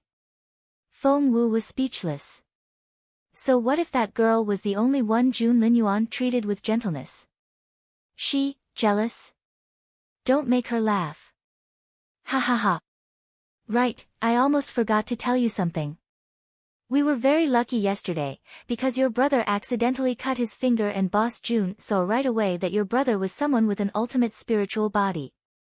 Do you know what that means? It means that your brother is the key to saving that girl. On guard, Feng Wu narrowed her eyes. The ultimate spiritual body was a very rare and very precious quality, so much so that on the entire continent, only a handful of people had it. Such a quality enabled one to cultivate automatically as long as there was spiritual essence around, which was why it made others so envious. Feng Xiaoqi had started off as someone with a semi-ultimate spiritual body. It was exceptional, but not amazingly so. Despite all the rumors which might arise, or what others would think of her, Feng Wu delayed Feng Xiaoqi's cultivation for 5 years. With her matchless medical skills, Feng Wu had been nourishing Feng Xiaoqi continuously for the past 5 years. Finally, she turned his semi-ultimate spiritual body into a real one. And what was Jun Linyuan going to do to Feng Xiaoqi now? He was going to cut the boy open for his blood. If they somehow destroyed Feng Xiaoqi's gifts, Feng Wu swore that she would kill them all. Other people said that because Feng Wu was useless, she was so jealous of Feng Xiaoqi that she had stopped him from cultivating in order to make him as useless as she was. But in fact, no one knew how much Feng Wu had invested in her brother. Since you were sleeping, we didn't want to wake you up. We took your brother with us back to the Imperial capital. Feng Wu smirked. They didn't want to wake her up. They had decided to act first and report afterward because they knew she wouldn't allow it. As a matter of fact, Feng Wu had guessed part of the truth. Feng Sun indeed found Feng Wu a little intimidating. Don't worry. A few drops of blood is all your brother will lose every day. He'll live. Plus, Boss Jun will owe him a very big favor. That'll be such a great honor for you all. Aren't you glad for your brother? Ha ha ha. Enough with the ha-has already. If Feng Sun was here, Feng Wu would so smash an iron pan on his head. A few drops of blood every day. What kind of charlatan had come up with such a lousy idea? Feng Wu felt like punching someone. Xiao Wu, her beautiful mother, was eyeing her earnestly. Feng Wu said to Granny Zhao by her mother's side, "Please pack my mum's things. We're leaving for the Imperial capital ASAP." Granny Zhao nodded. Wait, where's Chilling? It finally occurred to Feng Wu that she hadn't seen her chambermaid Chilling anywhere. Ever since Frozen Forest, Feng Wu's mind had been all over the place. She had devoted all her energy toward evading Feng Sun and the others that she had forgotten about Chilling. Granny Zhao said, "Miss Feng Lu locked Chilling up in the woodshed and wouldn't let us give Chilling any food. She said she'd starve Chilling for 3 days. Feng Wu glared at her. Why didn't you tell me earlier? Granny Zhao gave her a bitter smile. Miss, you've been so busy these days that I never got around to tell you. Plus, with His Royal Highness here. Rest assured, Mississippi. I've been sneaking food into Chilling. She wouldn't have starved." Feng Wu knew that Granny Zhao had kept it from her for her own good. The old maid didn't want Feng Wu to start another row with Feng Lu over Chilling again. "I'll get her out." Feng Wu went to the woodshed in a hurry. Chilling was fast asleep when Feng Wu entered. She heaved a sigh when she saw that there wasn't a scratch on Chilling's face and that she didn't look emaciated. Moonlight poured in like water through the window. She could make out Chilling's face, which still looked troubled in sleep.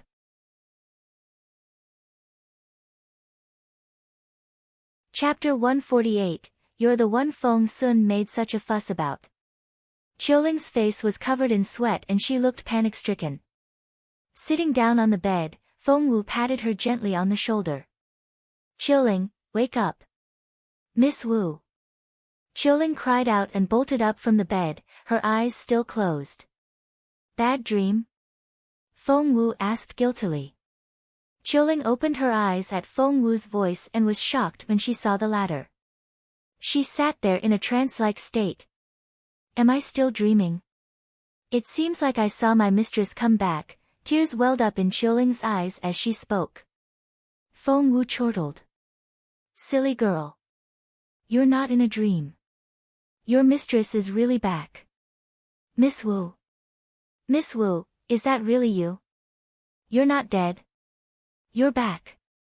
Sob, overwhelmed with dread, distress, and anxiety, Chilling threw herself into Feng Wu's arms, tears rolling down her cheeks. Sob, "Miss Wu, I saw that eagle take you and I thought I would never see you again." Chilling had always been a steady girl, and Feng Wu never expected to one day see her cry like this, which made her feel all the more guilty. She then briefly told Chilling about what had happened in the past few days. Oh my god. Covering her mouth with both hands, Chilling's eyes popped out. Miss, why, you stole that immortal spiritual fruit from the crown prince after that eagle snatched you. Feng Wu nodded. Yup. And you've refined the 9 transformation spirit restoration pill with that fruit and you can resume your cultivation? Feng Wu nodded again. Yup. Oh god, oh god, oh god. There is divine justice after all. Sob, burying her face in her palms, Chilling wept with joy. Tears rolled down her cheeks like broken beads. This is great. This is the greatest news. Chilling had served Feng Wu since they were little. She had been there when Feng Wu grew into a genius girl as well as when Feng Wu was crippled and fell out of favor. On hearing the news that Feng Wu was able to cultivate again, Chilling was so excited that she almost jumped to her feet. Feng Wu enjoined in a serious tone, Feng Sun and his people have no idea that I was the ugly girl. You were there with me in Yunlai Tower, so make sure you don't give the game away. I won't. Chilling made a fist. Go pack our stuff. We're leaving for the Imperial capital in less than 2 hours. Feng Wu heaved a sigh. Going to the Imperial capital now wasn't ideal for Feng Wu. Her plan was to achieve some significant gains in her cultivation here in northern border city before going to the Imperial capital. However, now that her little brother had been taken, Feng Wu had no choice but to follow. In the last bit of time she had left, Feng Wu went to see Old Man Ba. Old Man Ba welcomed Feng Wu with his intense gaze. He looked Feng Wu up and down, eager for some gossip. Feng Wu sat down in a familiar manner, poured some tea for herself, and casually sipped it, completely unaffected by the old man's probing gaze. In the end, Old Man Ba was the first to give in. Leaning toward Feng Wu, he said, Hey, little one. What? Feng Wu said grumpily. You're the person Feng Sun made such a fuss about, aren't you? Feng Wu was baffled. Master Ba, aren't you supposed to be a medicine maniac? I didn't know you were interested in such worldly affairs. Old Man Ba gave Feng Wu a sidelong glance and said haughtily, I'm only asking because you're involved. I wouldn't give a damn if it was anyone else. Old people indeed behaved like kids. Feng Wu shook her head. I'm not the one. TCH. Old Man Ba didn't buy it. Liar. You were the one in my refinery and only you knew about that passageway. Who else could it be?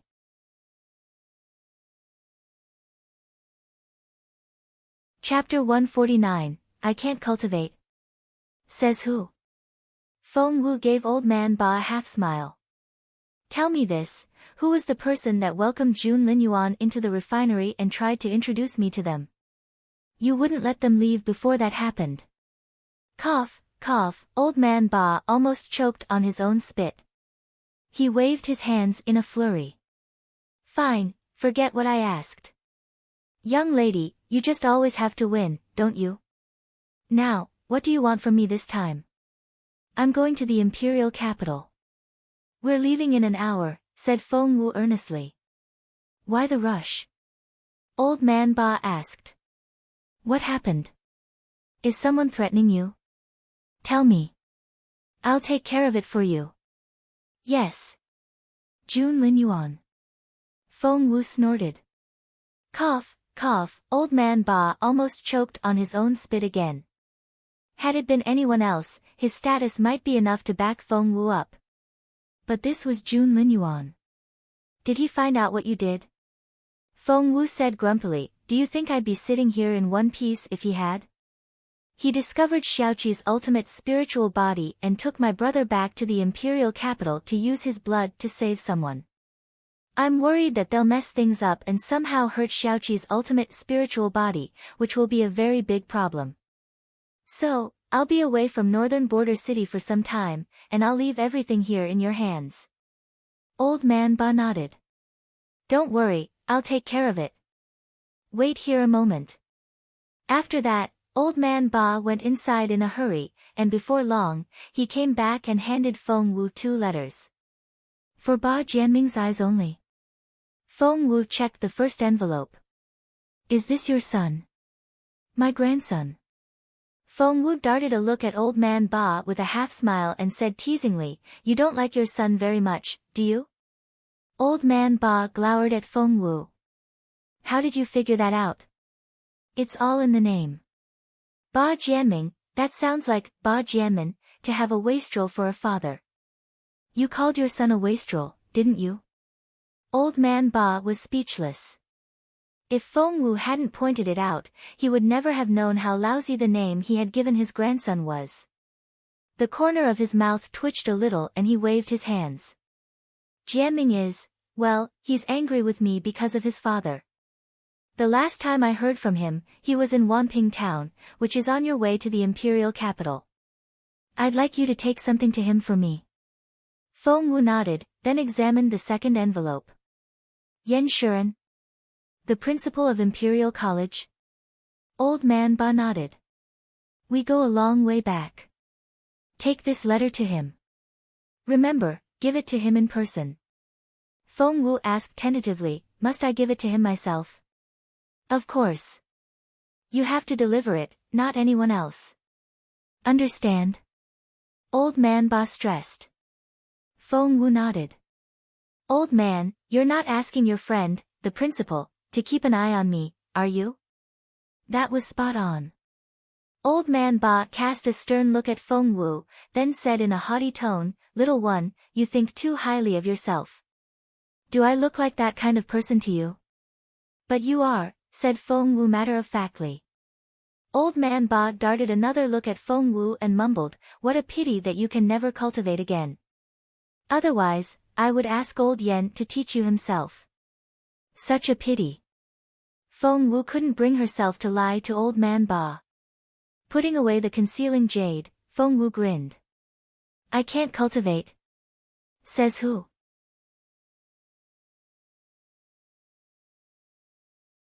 Chapter 150, I got struck by thunder, I suppose.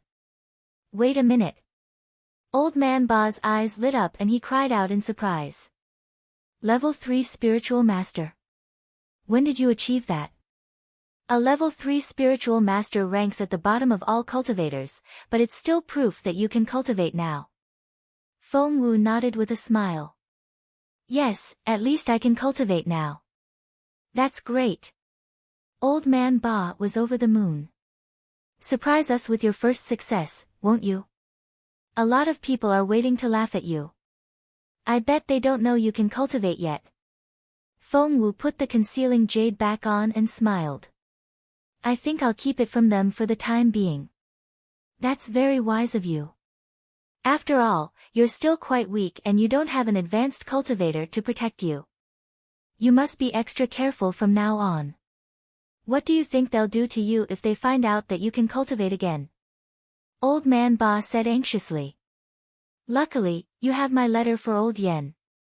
Go to him and ask for his protection as soon as you get to the Imperial capital. He won't cast you aside. As for your Feng clan, well, I won't expect anything from them if I were you. Count yourself lucky if they don't dupe you, let alone protect you. Feng Wu took Old Man Ba's words to heart. The principal of Imperial College held a very prestigious status in the Zhenwu Empire. Feng Wu had only met the man once even when she had still been the genius girl. Grandpa Ba, Feng Wu began to speak. She knew that the old man had found her a very powerful patron. Old Man Ba found sentimental moments like these very icky. Waving his hand, he said impatiently, I would never have bothered to do such a thing for you if it wasn't for Jun Linyuan's pursuit. Make sure no one finds out. You're dead if Jun Linyuan discovers that you did it. Understand? Yes, of course. I will. Feng Wu nodded right away. She had thought about leaving things to chance and didn't think it would be a big deal if Jun Linyuan found out what she had done. But she had stopped thinking that way after Feng Sun told her that Jun Linyuan had traveled all the way out here to find the medicine to save the girl he cared the most for in this world. If Jun Linyuan found out that Feng Wu was the thief who had stolen his immortal spiritual fruit, she would lose a lot more than a few drops of blood. The guy would probably simply carve her heart out. Feng Wu shuddered at the thought. Old man Ba came back to his senses at that moment and looked suspiciously at Feng Wu. Speaking of which, little one, why is it that you can cultivate again? Feng Wu was quick to react and came up with a ready answer. I have no idea. Maybe it was because of that thunderbolt yesterday. I was struck, then got my abilities back. Old man Ba rolled his eyes at her. You're lying your ass off, little thing. I can tell right away that it was because of that immortal spiritual fruit. Why did you even ask, then? Feng Wu glowered at old man Ba. The old man had guessed it all along. He had only asked to make sure that Feng Wu already had an excuse ready, so that Jun Linyuan wouldn't catch her off guard. Even with everything old man Ba had gone through, he still found Jun Linyuan very intimidating. Alright, I'm off. They're all waiting for me. Feng Wu waved her right hand as she spoke. Old man Ba shook his head grumpily. What a naughty kid. However, as Feng Wu walked away, Old man Ba suddenly burst into laughter. With the girl in the Imperial capital, the city wouldn't stay quiet for much longer. Feng Wu got back to the Feng manor just in time. Feng Lu was yelling at the servants when Feng Wu arrived. Seeing her cousin, Feng Lu snorted. Hurry up. Everyone is ready and we're all waiting for you. You'll have to answer to me if we can't catch up with His Royal Highness.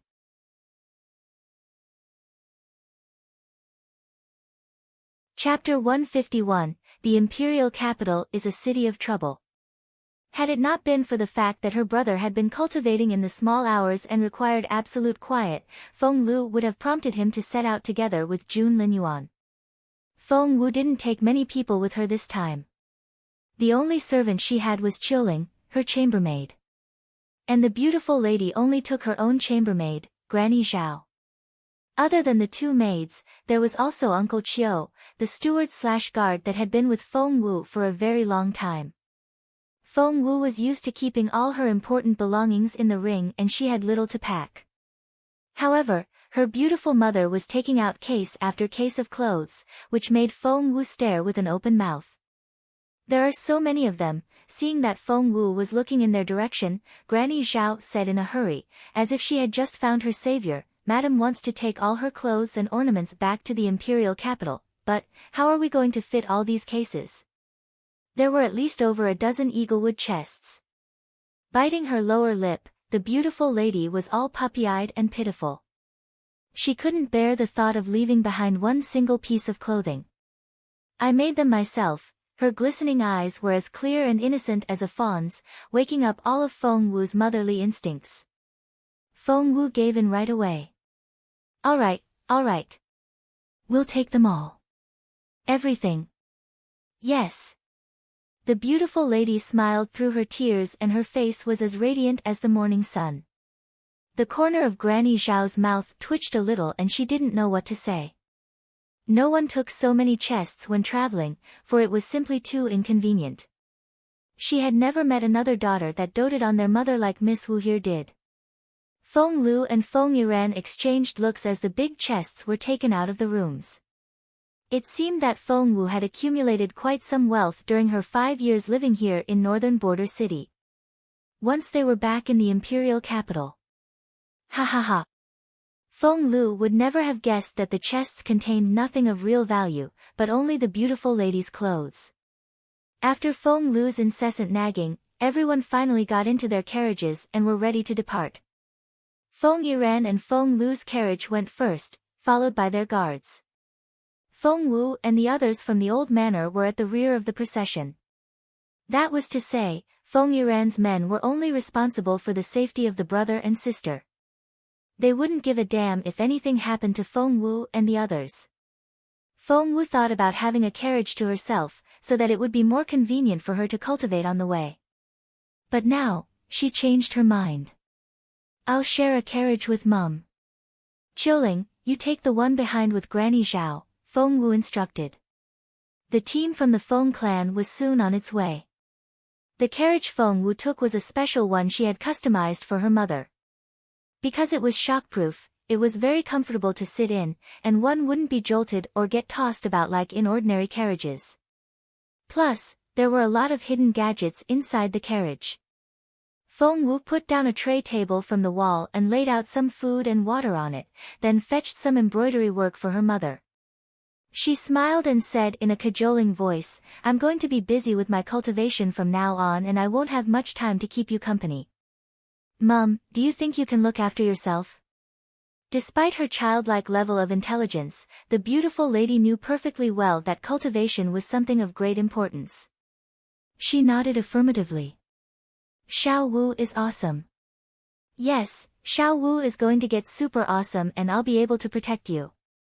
Feng Wu caressed her mother's hair. Her other hand made a fist under her long sleeve. The Imperial capital was a city of trouble. There.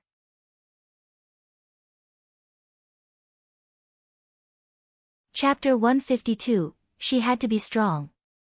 Those who coveted her brother's ultimate spiritual body were there. And those who drooled over her mother's beauty. And those who had destroyed her true phoenix blood. And those who had driven her master into a coma. She had to be strong. That was her only option. Feng Wu took a deep breath, then sat down with her legs crossed. With the sway of the carriage, she was soon absorbed in her cultivation. She reached level 3 yesterday and was curious to see if she could level up yet again today. As she inhaled, the spiritual energy in the surrounding air rushed toward her. Between her eyebrows, the drop of divine blood of the phoenix from her master glowed with a faint red light. 3 concentric circles of light appeared around the divine blood of the phoenix, resembling the growth rings of a tree.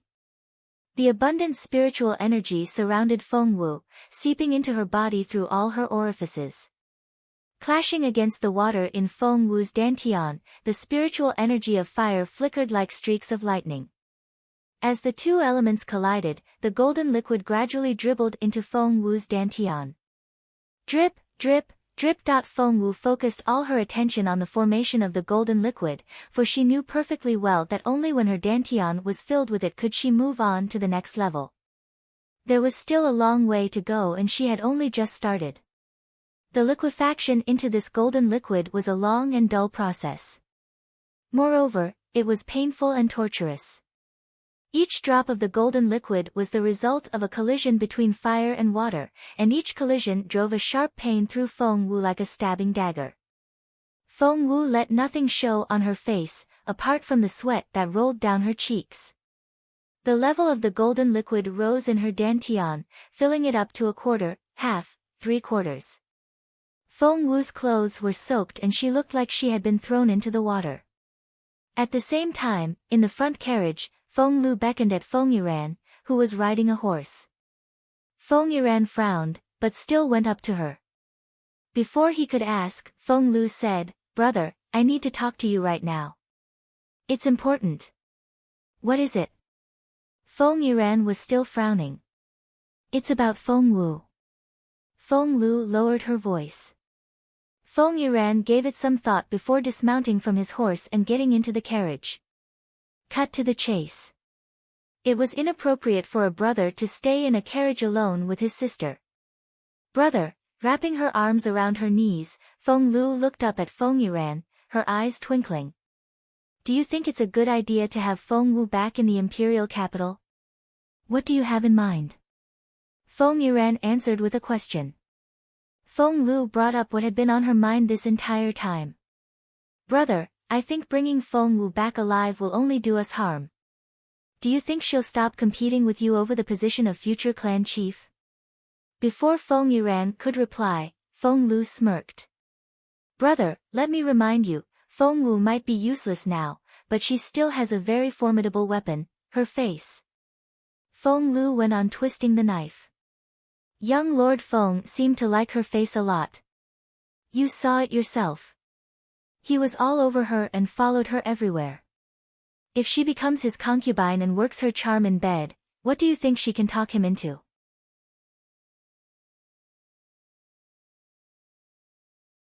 Chapter 153, Deserted.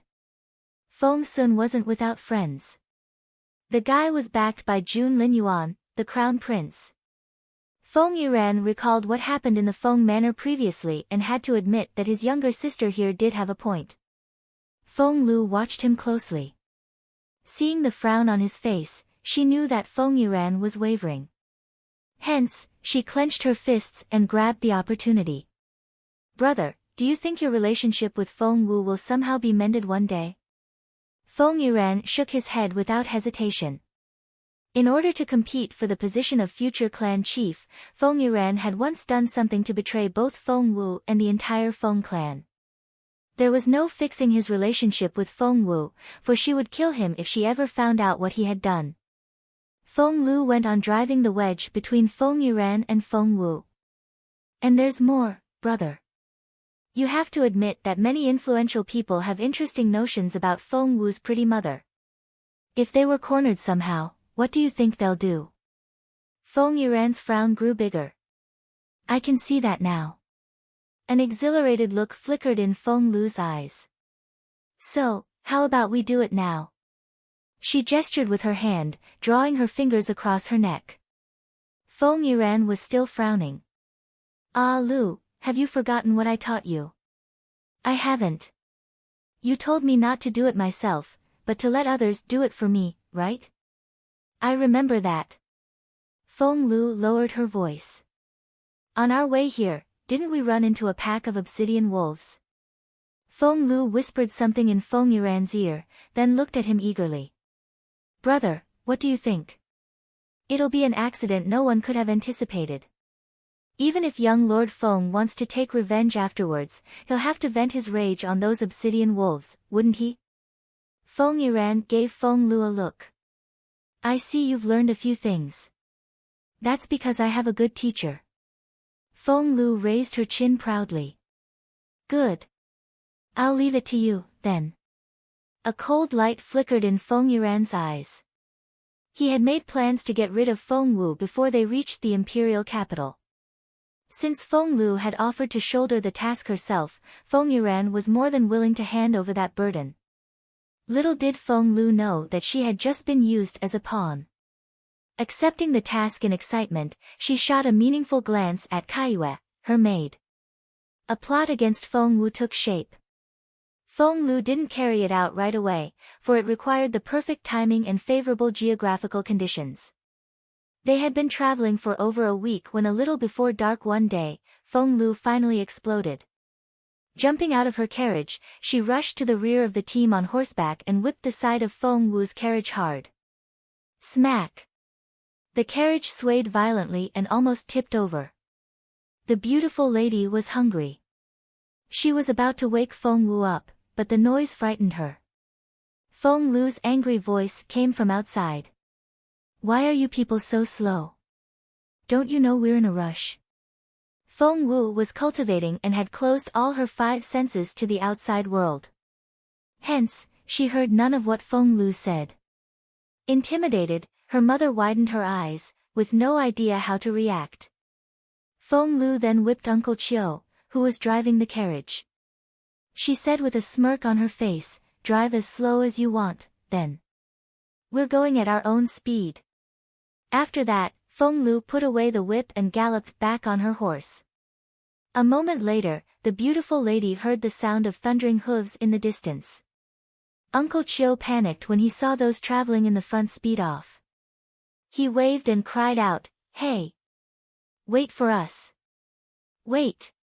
However, they acted as if they didn't hear him at all and were soon out of sight. Uncle Chiu looked frightened. We've already entered Death Valley. What are we gonna do now? Death Valley after dark is.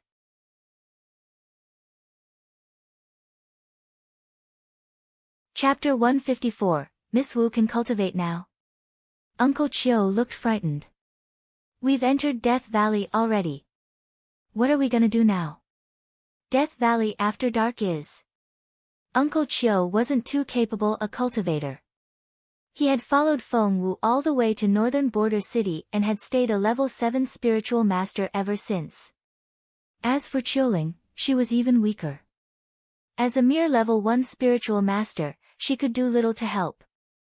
Meanwhile, inside the carriage, Feng Wu felt a disturbance in her mind, and there was a non-stop buzzing sound in her ears.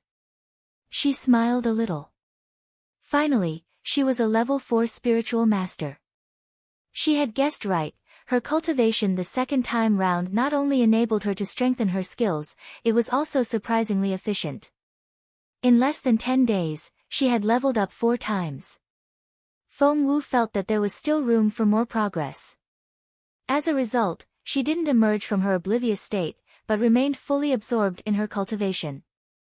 Uncle Chiu, what are we gonna do now? Qiuling ran out of the carriage behind Feng Wu's and rushed to Uncle Chiu's side, looking indignant. Not only did young Master and Miss Lu run off, they took all the guards with them. It'll be dark soon. What are we supposed to do in the middle of nowhere? Uncle Chiu was equally flustered, but he managed to keep the look on his face calm and said coolly, Death Valley is full of peril, and even more so after dark. I think the young master meant us harm. Qiuling said resentfully, can they be any more obvious about it? Of course they mean us harm. They're only too glad to be able to get rid of Madam and Miss like this. They're simply evil. Blue veins popped on Uncle Chiu's forehead. What does Miss Wu think?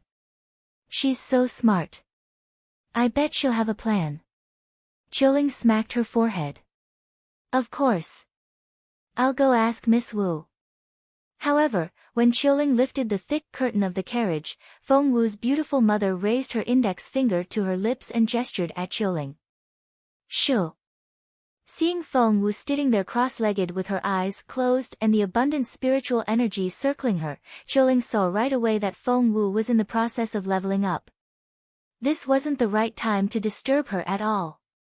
Uncle Chiu was baffled when he saw this. Cultivation. Miss Wu could cultivate now.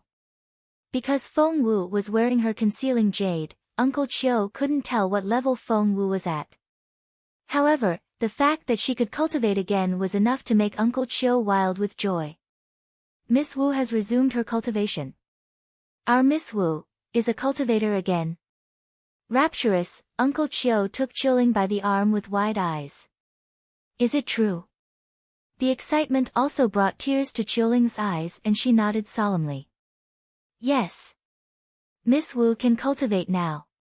In the foreseeable future, she'll be so amazing that all those people in the Imperial capital will never see her the same way again.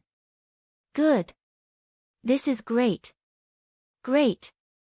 Tears of excitement streaked Uncle Chiu's cheeks. I have no regrets even if I die here today. He had been with Feng Wu since she was little. He had been there when her fame reached its peak, and when she fell. How could he not be exhilarated when he found out that Feng Wu could cultivate again? However, at that moment, the sonorous and resentful howls of wolves came from the mountains of Death Valley. Aru. Uncle Chiu and Qiuling exchanged looks and both saw fear in each other's eyes.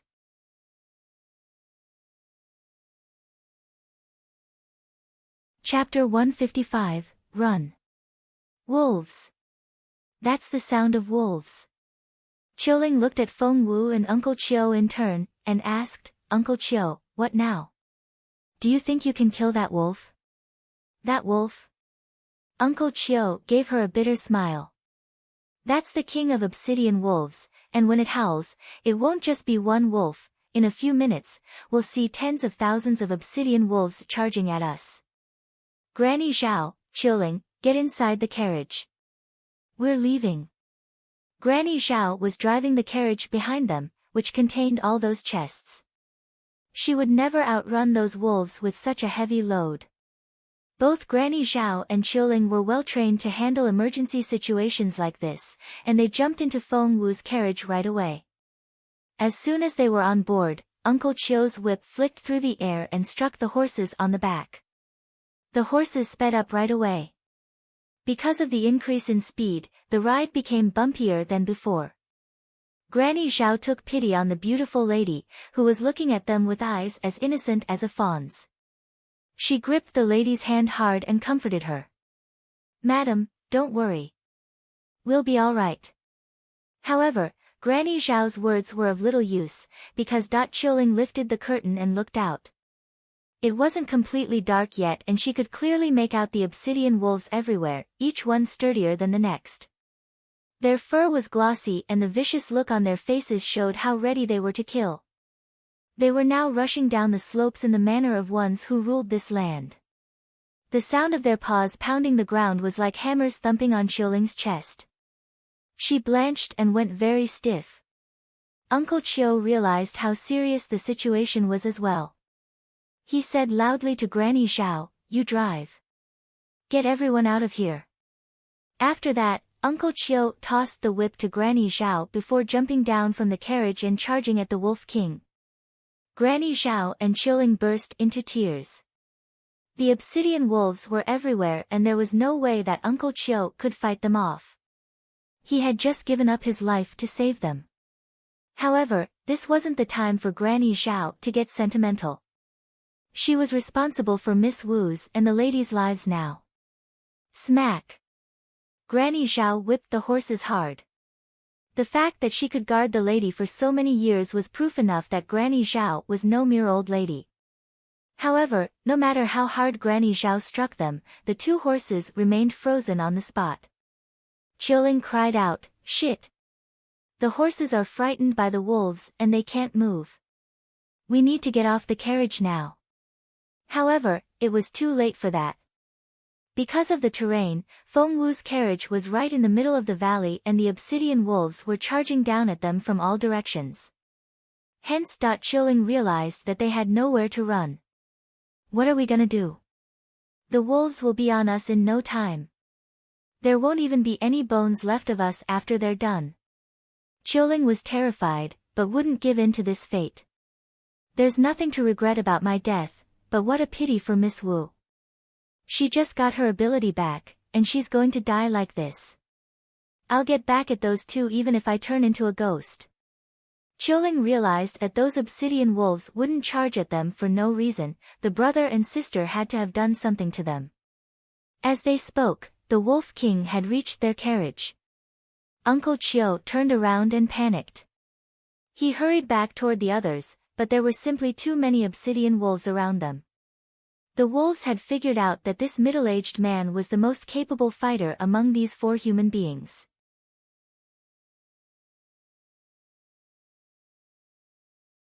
Chapter 156, Gloating over their plight. Kill him and they would win the battle. Hence, hundreds of obsidian wolves attacked Uncle Chiu all at once. Right now, Feng Wu was still absorbed in her cultivation. In her oblivious state, she had no idea what was going on outside. She frowned at that moment. The golden liquid had almost filled her dantian, but she couldn't get it to travel through her energy channels no matter what. Hence, she couldn't push herself through to level 5 of Spiritual Master. Feng Wu was well aware of the fact that cultivation was always closely linked to real combat. She was already considered remarkably talented to be able to rise to level 4 without engaging in any real combat. So, what she needed now was to find someone to fight. Feng Wu sighed with resignation. She finished her cultivation. As soon as she opened her eyes, she saw Chilling throw herself at her while crying out. An enormous obsidian wolf then stuck its head into the carriage. Feng Wu frowned at the sight. Without thinking, she pulled Flaming Sword, her old weapon, out of the ring, and jabbed it into the wolf's fierce-looking mouth. Roar! The obsidian wolf flew back out, blood spilling out of its mouth. There. Feng Wu patted Chilling on her head.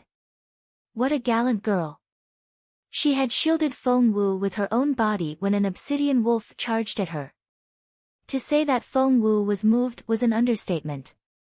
Miss, you're awake. Sob, there are so many of them. What are we gonna do?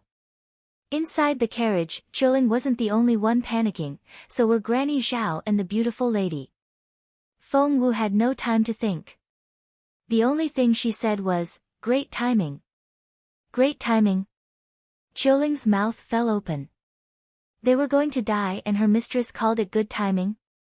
A little while ago, on a mountain peak. A teenage boy and a teenage girl sat on a horse each, side by side. The girl was slim and the boy sturdy. They were none other than Feng Lu and Feng Yuran. Seeing the surrounded carriage down in the valley, Feng Lu smirked. If Feng Wu can still escape this somehow, I'll eat all the grass in the valley.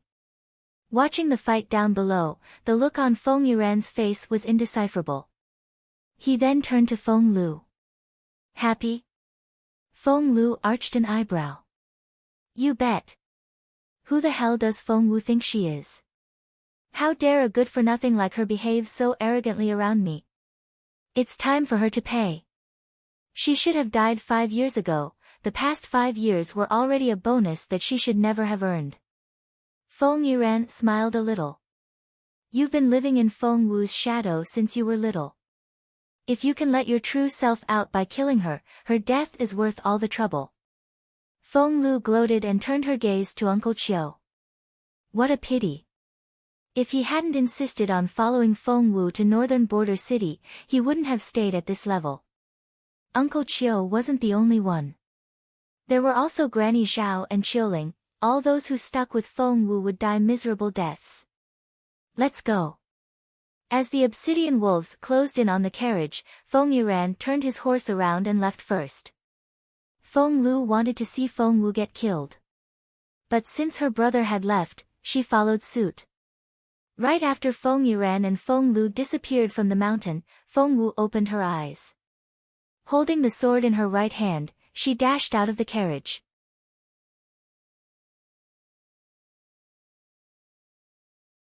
Chapter 157, I've been waiting for this. The two things occurred only a second apart. That 1 second was enough for Feng Lu and her brother to regret it for the rest of their lives. Charging out of the carriage with flaming sword, the first thing Feng Wu did wasn't to attack the wolves, but to take out a bottle of expellent from the ring. Back in Frozen Forest, Feng Wu had used the expellent to set Fairy Muyao up. If Feng Sun saw what Feng Wu was doing now, he would definitely be suspicious. Too bad for them that they weren't around. With the carriage in the center, Feng Wu drew a circle with a 10-meter radius on the ground with the expellent. All the obsidian wolves inside the circle grew restless at the smell that was a deterrent to them.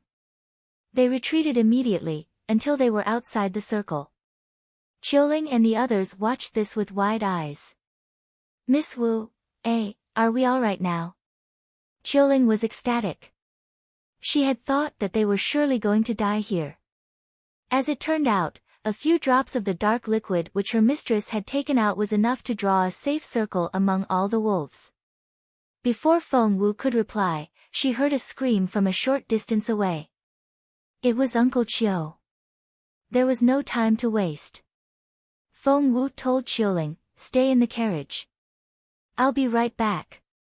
After that, Feng Wu rushed in Uncle Chiu's direction with her flaming sword. First stance of flaming sword, merciless stars. Despite being a mere level 4 spiritual master, Feng Wu was light-footed and very nimble. As soon as she struck out with merciless stars, the head of the obsidian wolf that had taken Uncle Chiu by his throat was severed from its body. However, these obsidian wolves were as fierce as rumored. Even with its head chopped off, the wolf's fangs still dug deep into the flesh at the back of Uncle Chiu's neck. The sharp teeth glinted coldly in the moonlight. Turning around, Uncle Chiu saw Feng Wu and his pupils contracted. Miss Wu. Run. Don't waste your time saving me. Just leave. Seeing the blood that covered Uncle Chiu's face, Feng Wu saw that he was severely injured and couldn't hold on much longer. She immediately scattered more than half of the repellent in the air. The obsidian wolves hated the repellent more than anything else. At the smell, the ferocious wolves stumbled back. Feng Wu seized the opportunity to grab Uncle Chiu by the arm as she quickly dragged him into the safe circle. Granny Zhao was Uncle Chiu's wife, and she almost passed out when she saw all the blood on Uncle Chiu. Feng Wu handed Granny Zhao a white bottle and some red pills. Pour the white one over his wound and feed the red one to him. Quickly. Yes. Now wasn't the time to pass out.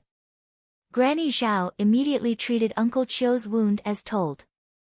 Meanwhile, Feng Wu examined the wolves outside the circle with a grim look on her face. This was a little different from last time. Because Jun Linyuan had been there back then.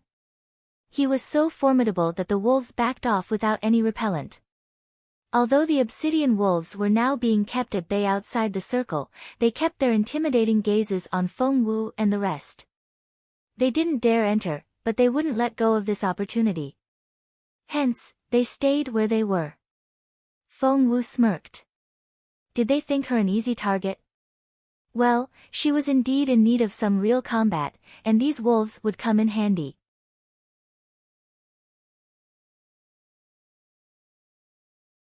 Chapter 158, Punching Bags. Looking at the wolves, Feng Wu smiled. You guys came at just the right moment. Because she lacked real combat, she was stuck at level 4. She couldn't be any more glad to see so many punching bags.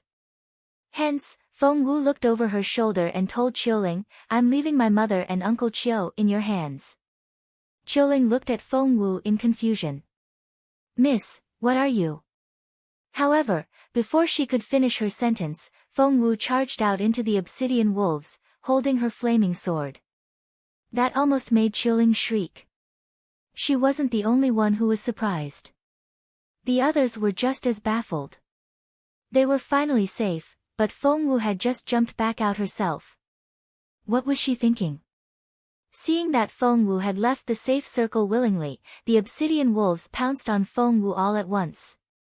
First stance of flaming sword, merciless stars. It was her master who had taught her this sword art of flaming sword, and the sword itself had been forged under her master's instructions by the best alchemists and according to Feng Wu's qualities. The blade created a silver arch in the air as Feng Wu exhibited merciless stars. Whoosh! A wolf was thrown into the air, and when it fell to the ground, its entrails spilled out of a 50 centimeters gash in its abdomen. It was dead before its giant body hit the ground. That successfully shocked the rest of the obsidian wolves. However, they were indeed the warrior wolves they were said to be. The scent of blood incited their wild nature. Aroo! The howl of a wolf rang out in the distance. Instantly, the 10 obsidian wolves closest to Feng Wu pounced on her all at once. I thought you'd never come. Feng Wu smirked, then shouted, second stance of flaming sword, fire stars. Crimson flame instantly erupted from the sword.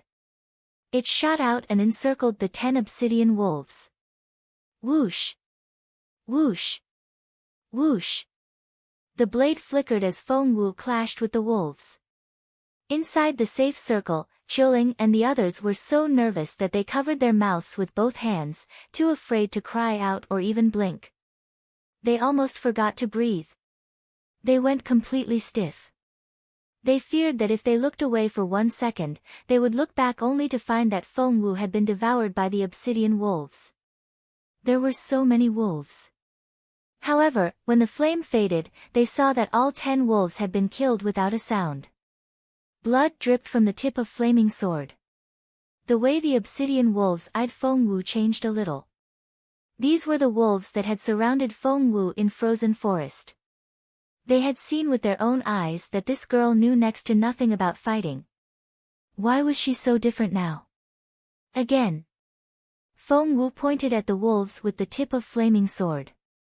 The obsidian wolves now knew fear. Baring their fangs, their mouths widened in gruesome smiles. 20 wolves jumped out this time. Feng Wu smirked. Third stance of flaming sword, shattering stars. The blade glinted.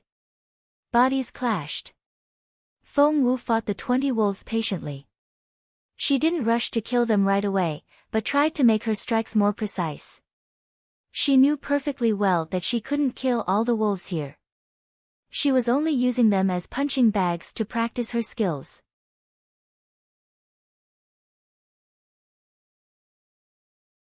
Chapter 159, Worn Out. She was methodical in how she used these punching bags. Thud! Flaming sword stabbed into an obsidian wolf's head right between its eyes. Thud! Thud. Feng Wu struck each wolf in exactly the same spot. There weren't any complicated moves or excessive tricks, but just a single fatal strike. It was as precise as it was lethal. As a result, it only took her half the time she had used to kill the previous 10 wolves to kill these 20. However, Feng Wu wasn't happy with her speed and frowned. The obsidian wolves had tempers as well. Would they just sit there calmly while their fellow wolves got slaughtered? Of course not. Hence, more obsidian wolves stepped into the breach as the others fell. There was only enough room for 20 wolves around Feng Wu, but that didn't turn out to be a problem. As soon as a wolf was killed, a new one filled the gap.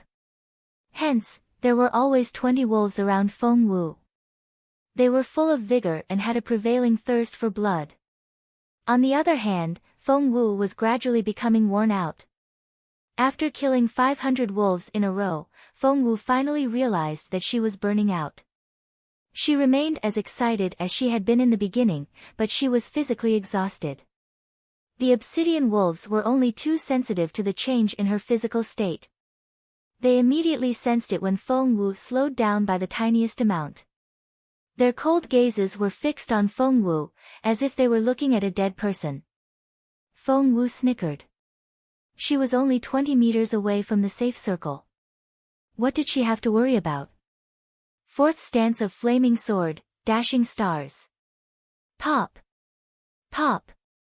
Pop! Feng Wu struck out with her sword in a tapping motion, as if she was dabbing a piece of rice paper with a paintbrush that had been dipped in ink. With each tap from the tip of the sword, blood sprayed from the foreheads of 3 wolves in turn and they flew backward instantly. Seizing the opportunity, Feng Wu dashed the other way.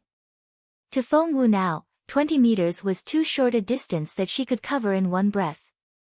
Before the obsidian wolves could react, Feng Wu was back in the safe circle. The beautiful lady rushed up to Feng Wu's side and wouldn't let go of her hands. Tears rolled down the lady's cheeks. It seemed that she was greatly shaken. Feng Wu stroked her mother's back, not knowing whether to laugh or cry. "Mum, I'm fine. I'm not hurt. That's all wolf blood, not mine." Only then did the beautiful lady notice the blood on Feng Wu. She gasped all of a sudden, closed her eyes, and collapsed. Feng Wu didn't know what to say. She had been wondering when that would happen. Her mother would usually faint at the sight of blood, and she had only been able to stand it now because she was too nervous to pass out. Feng Wu handed her mother back to chilling in resignation. "She's way too tense. It'll do her good to get some rest like this. Take care of her and make sure to keep her warm." Chilling nodded repeatedly. Knowing that they were on a tight schedule, Feng Wu sat down and crossed her legs after leaving some instructions. She immersed herself in her cultivation right away. After the battle, Feng Wu could distinctly sense the fire's spiritual energy pouring into her dantian and colliding violently with the rippling water there. Whoosh! The speed at which the golden liquid was produced more than doubled. The first 3 levels were rather easy and it wasn't a surprise that she could level up very fast then. However, starting from level 4, she was obviously slowing down. Otherwise, Fairy Muyao and Feng Lu wouldn't have remained as they were at level 5 and level 6. With her eyes shut, Feng Wu focused on liquefying the golden liquid 1 drop at a time. After running her spiritual essence through her body, Feng Wu felt her fatigue disappear as she once again returned to her strongest state.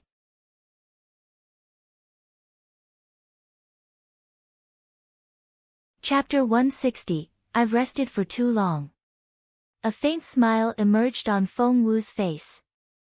Right after that, she charged into the wolf pack again, still holding her flaming sword.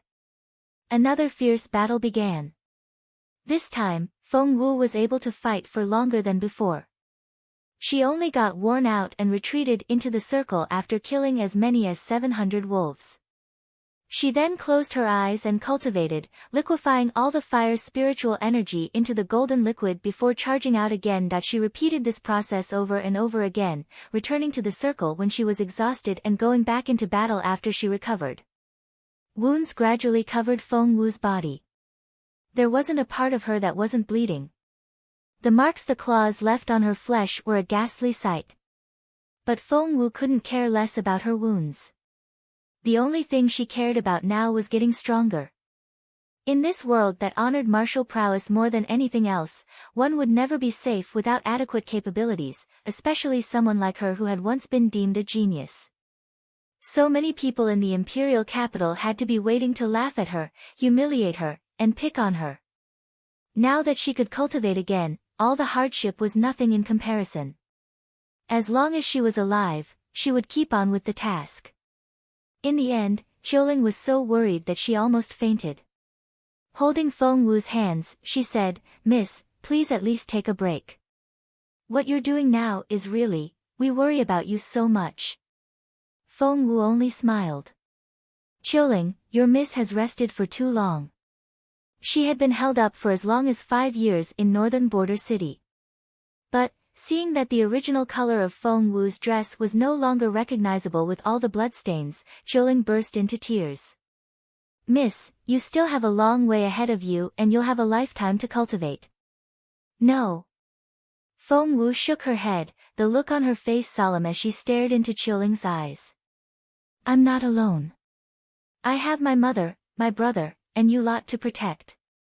If I'm not strong enough, we'll all die." What Feng Wu didn't tell Qiuling was that if Sui Qingyuan learned that she had gotten her ability back, what would stop her from destroying Feng Wu's phoenix blood again? At that thought, Feng Wu took a deep breath. She was still too slow. She had to work harder. Qiuling watched as her mistress threw herself into the pack of wolves in her blood-stained clothes. Covering her mouth with her hand, Qiuling cried in silence. She then took a deep breath. She couldn't help her mistress in her cultivation, but she could take care of Feng Wu's daily life and make sure that Feng Wu wasn't distracted from her important work. Yes. Qiuling made up her mind. After Feng Wu's repeated courageous attempts at challenging the Wolf King, her sword art had advanced to the 10th stance of Flaming Sword, Piercing Stars. With each cycle of recovery and cultivation, the golden liquid accumulated in her dantian until she finally reached level 5. Fairy Muyao and Feng Lu were still at level 5 and level 6 after all these years of cultivation, which was proof enough of how difficult it was to reach this level. However, Feng Wu had only resumed her cultivation 10 days ago and she was already at level 5. But Feng Wu wasn't complacent about this achievement. If anything, she was filled with awe and reverence. For she knew better than anyone else about the student classification at Imperial College. All enrolled students were assigned to junior, intermediate, or advanced schools. One would only be admitted to the junior school when they became a level 3 spiritual master, and would graduate when they reached level 6. The intermediate school was open to those who had reached level 5, and the students graduated at level 9. Only those who had reached the spiritual grandmaster stage could apply to the advanced school. That was to say, Feng Wu was still a primary school student by that standard. It was too early for her to be complacent. At that thought, Feng Wu went back to fighting the wolves.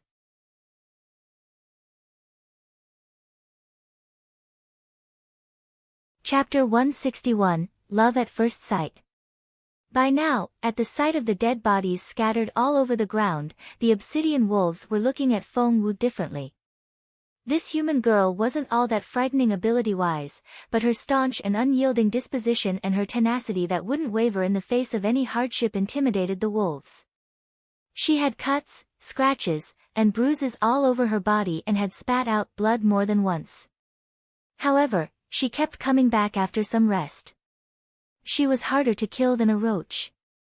Hence, even beasts as ferocious as these obsidian wolves were shaken by Feng Wu's unconventional cultivation method. They were already thinking about retreating. Attitude was a very important factor in a stalemate. The side that was thinking about backing out first wouldn't be able to hold on for long. Feng Wu, on the other hand, didn't feel like she had had enough practice yet and didn't want them to leave. She was considering faking an injury to help the wolves rebuild their confidence. And that was exactly what she did. Right when she rolled on the ground in a fluster, the voice of a teenager rang out at that moment. How dare you obsidian wolves take advantage of humans? Young lady, don't worry. Let me help you. An exceedingly handsome teenager jumped down and joined the fight. With a swipe of his sword, more wolves were flung out of the circle. Feng Wu's heart sank. Damn it, that she was right to be disappointed. Seeing that another capable human being had joined in, the wolves promptly turned around and fled at top speed. The teenager looked astonished. Hey! Stop right there. You're going to leave like that after what you did? However, after their miserable experience with Feng Wu, the last thing the wolves would do was hang around. They scattered like scared birds. The teenager's mouth fell open as he watched the wolves flee. Rubbing his chin, he murmured, "They were so afraid of me.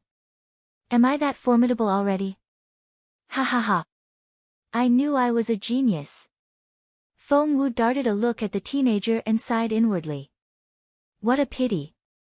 She was going to use this rare opportunity to raise herself to level 6, for she had already achieved perfection in level 5 and the golden liquid had filled her dantian again.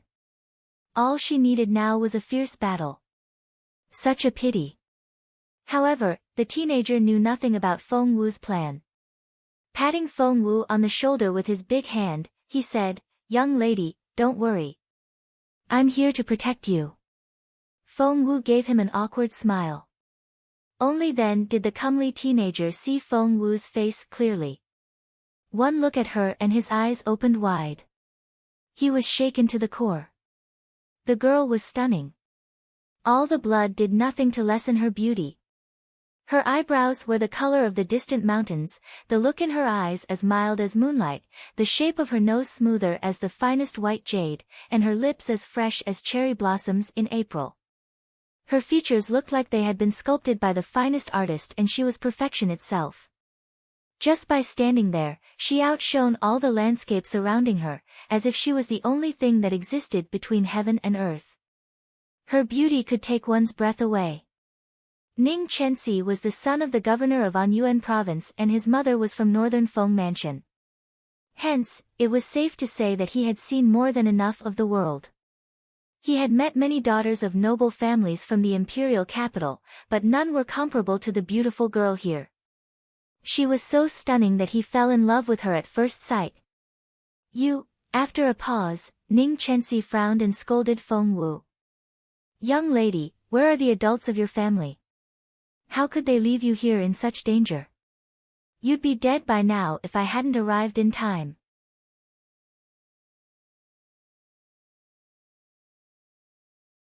Chapter 162, Do You Have a Death Wish? Feng Wu was rendered speechless by the good-looking teenager, who was so obviously someone from a respected family. Ning Chenxi, on the other hand, took Feng Wu's baffled look for worship and beamed at her. "I see that I'm so awe-inspiring, ha ha ha." Feng Wu wouldn't dignify those words with a reply. She promptly turned around and walked toward the safe circle. Obsidian wolves were merciless animals, and they had devoured all their companions that had been killed by Feng Wu until all that was left were gruesome-looking bones. As a result, the battlefield looked rather terrifying. Feng Wu seemed to realize something all of a sudden and she turned to the breezy teenager. "And you are?" "I'm Ning Chenxi." "Little sister, don't tell me that you've never heard of me before." Seeing that Feng Wu didn't react to his name at all, the teenager cried out in surprise.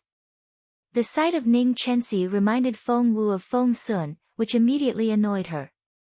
Hence, she snapped at the teenager, "Stop right there and don't move." "Huh?" Despite the baffling command, the teenager did as told. Feng Wu ran out of sight, faster than a flash. It had just occurred to Feng Wu that in order to escape from the wolves, Uncle Chiu had to leave the second carriage behind earlier, and all her beautiful mother's favorite clothes were in there. Feng Wu got to the carriage only to find it turned over. The horses had been eaten up by the wolves, but the chests were still there. Luckily, Feng Wu had her dragon and phoenix spiritual ring.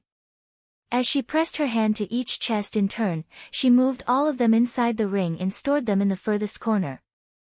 Since the beautiful lady would wake up soon, Feng Wu didn't want her mother to see her covered in blood, for it would definitely bring her to tears again.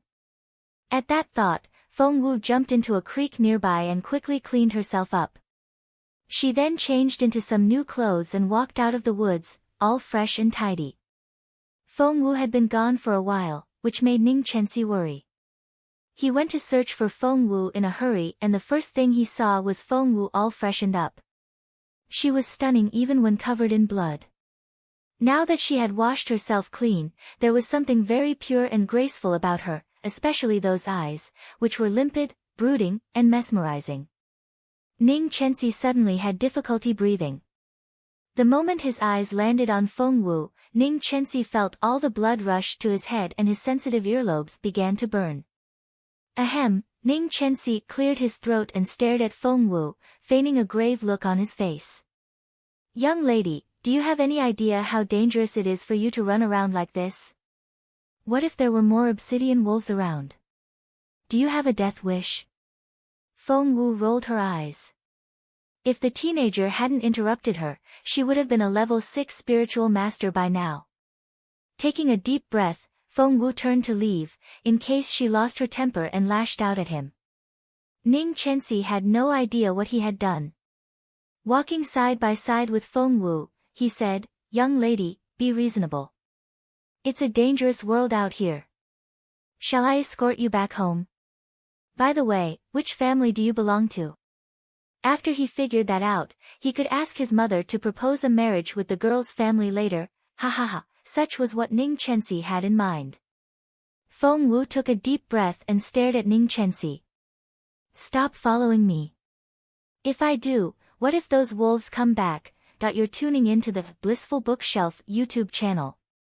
We're so grateful for your support and don't forget to subscribe to join us on this incredible journey through captivating stories.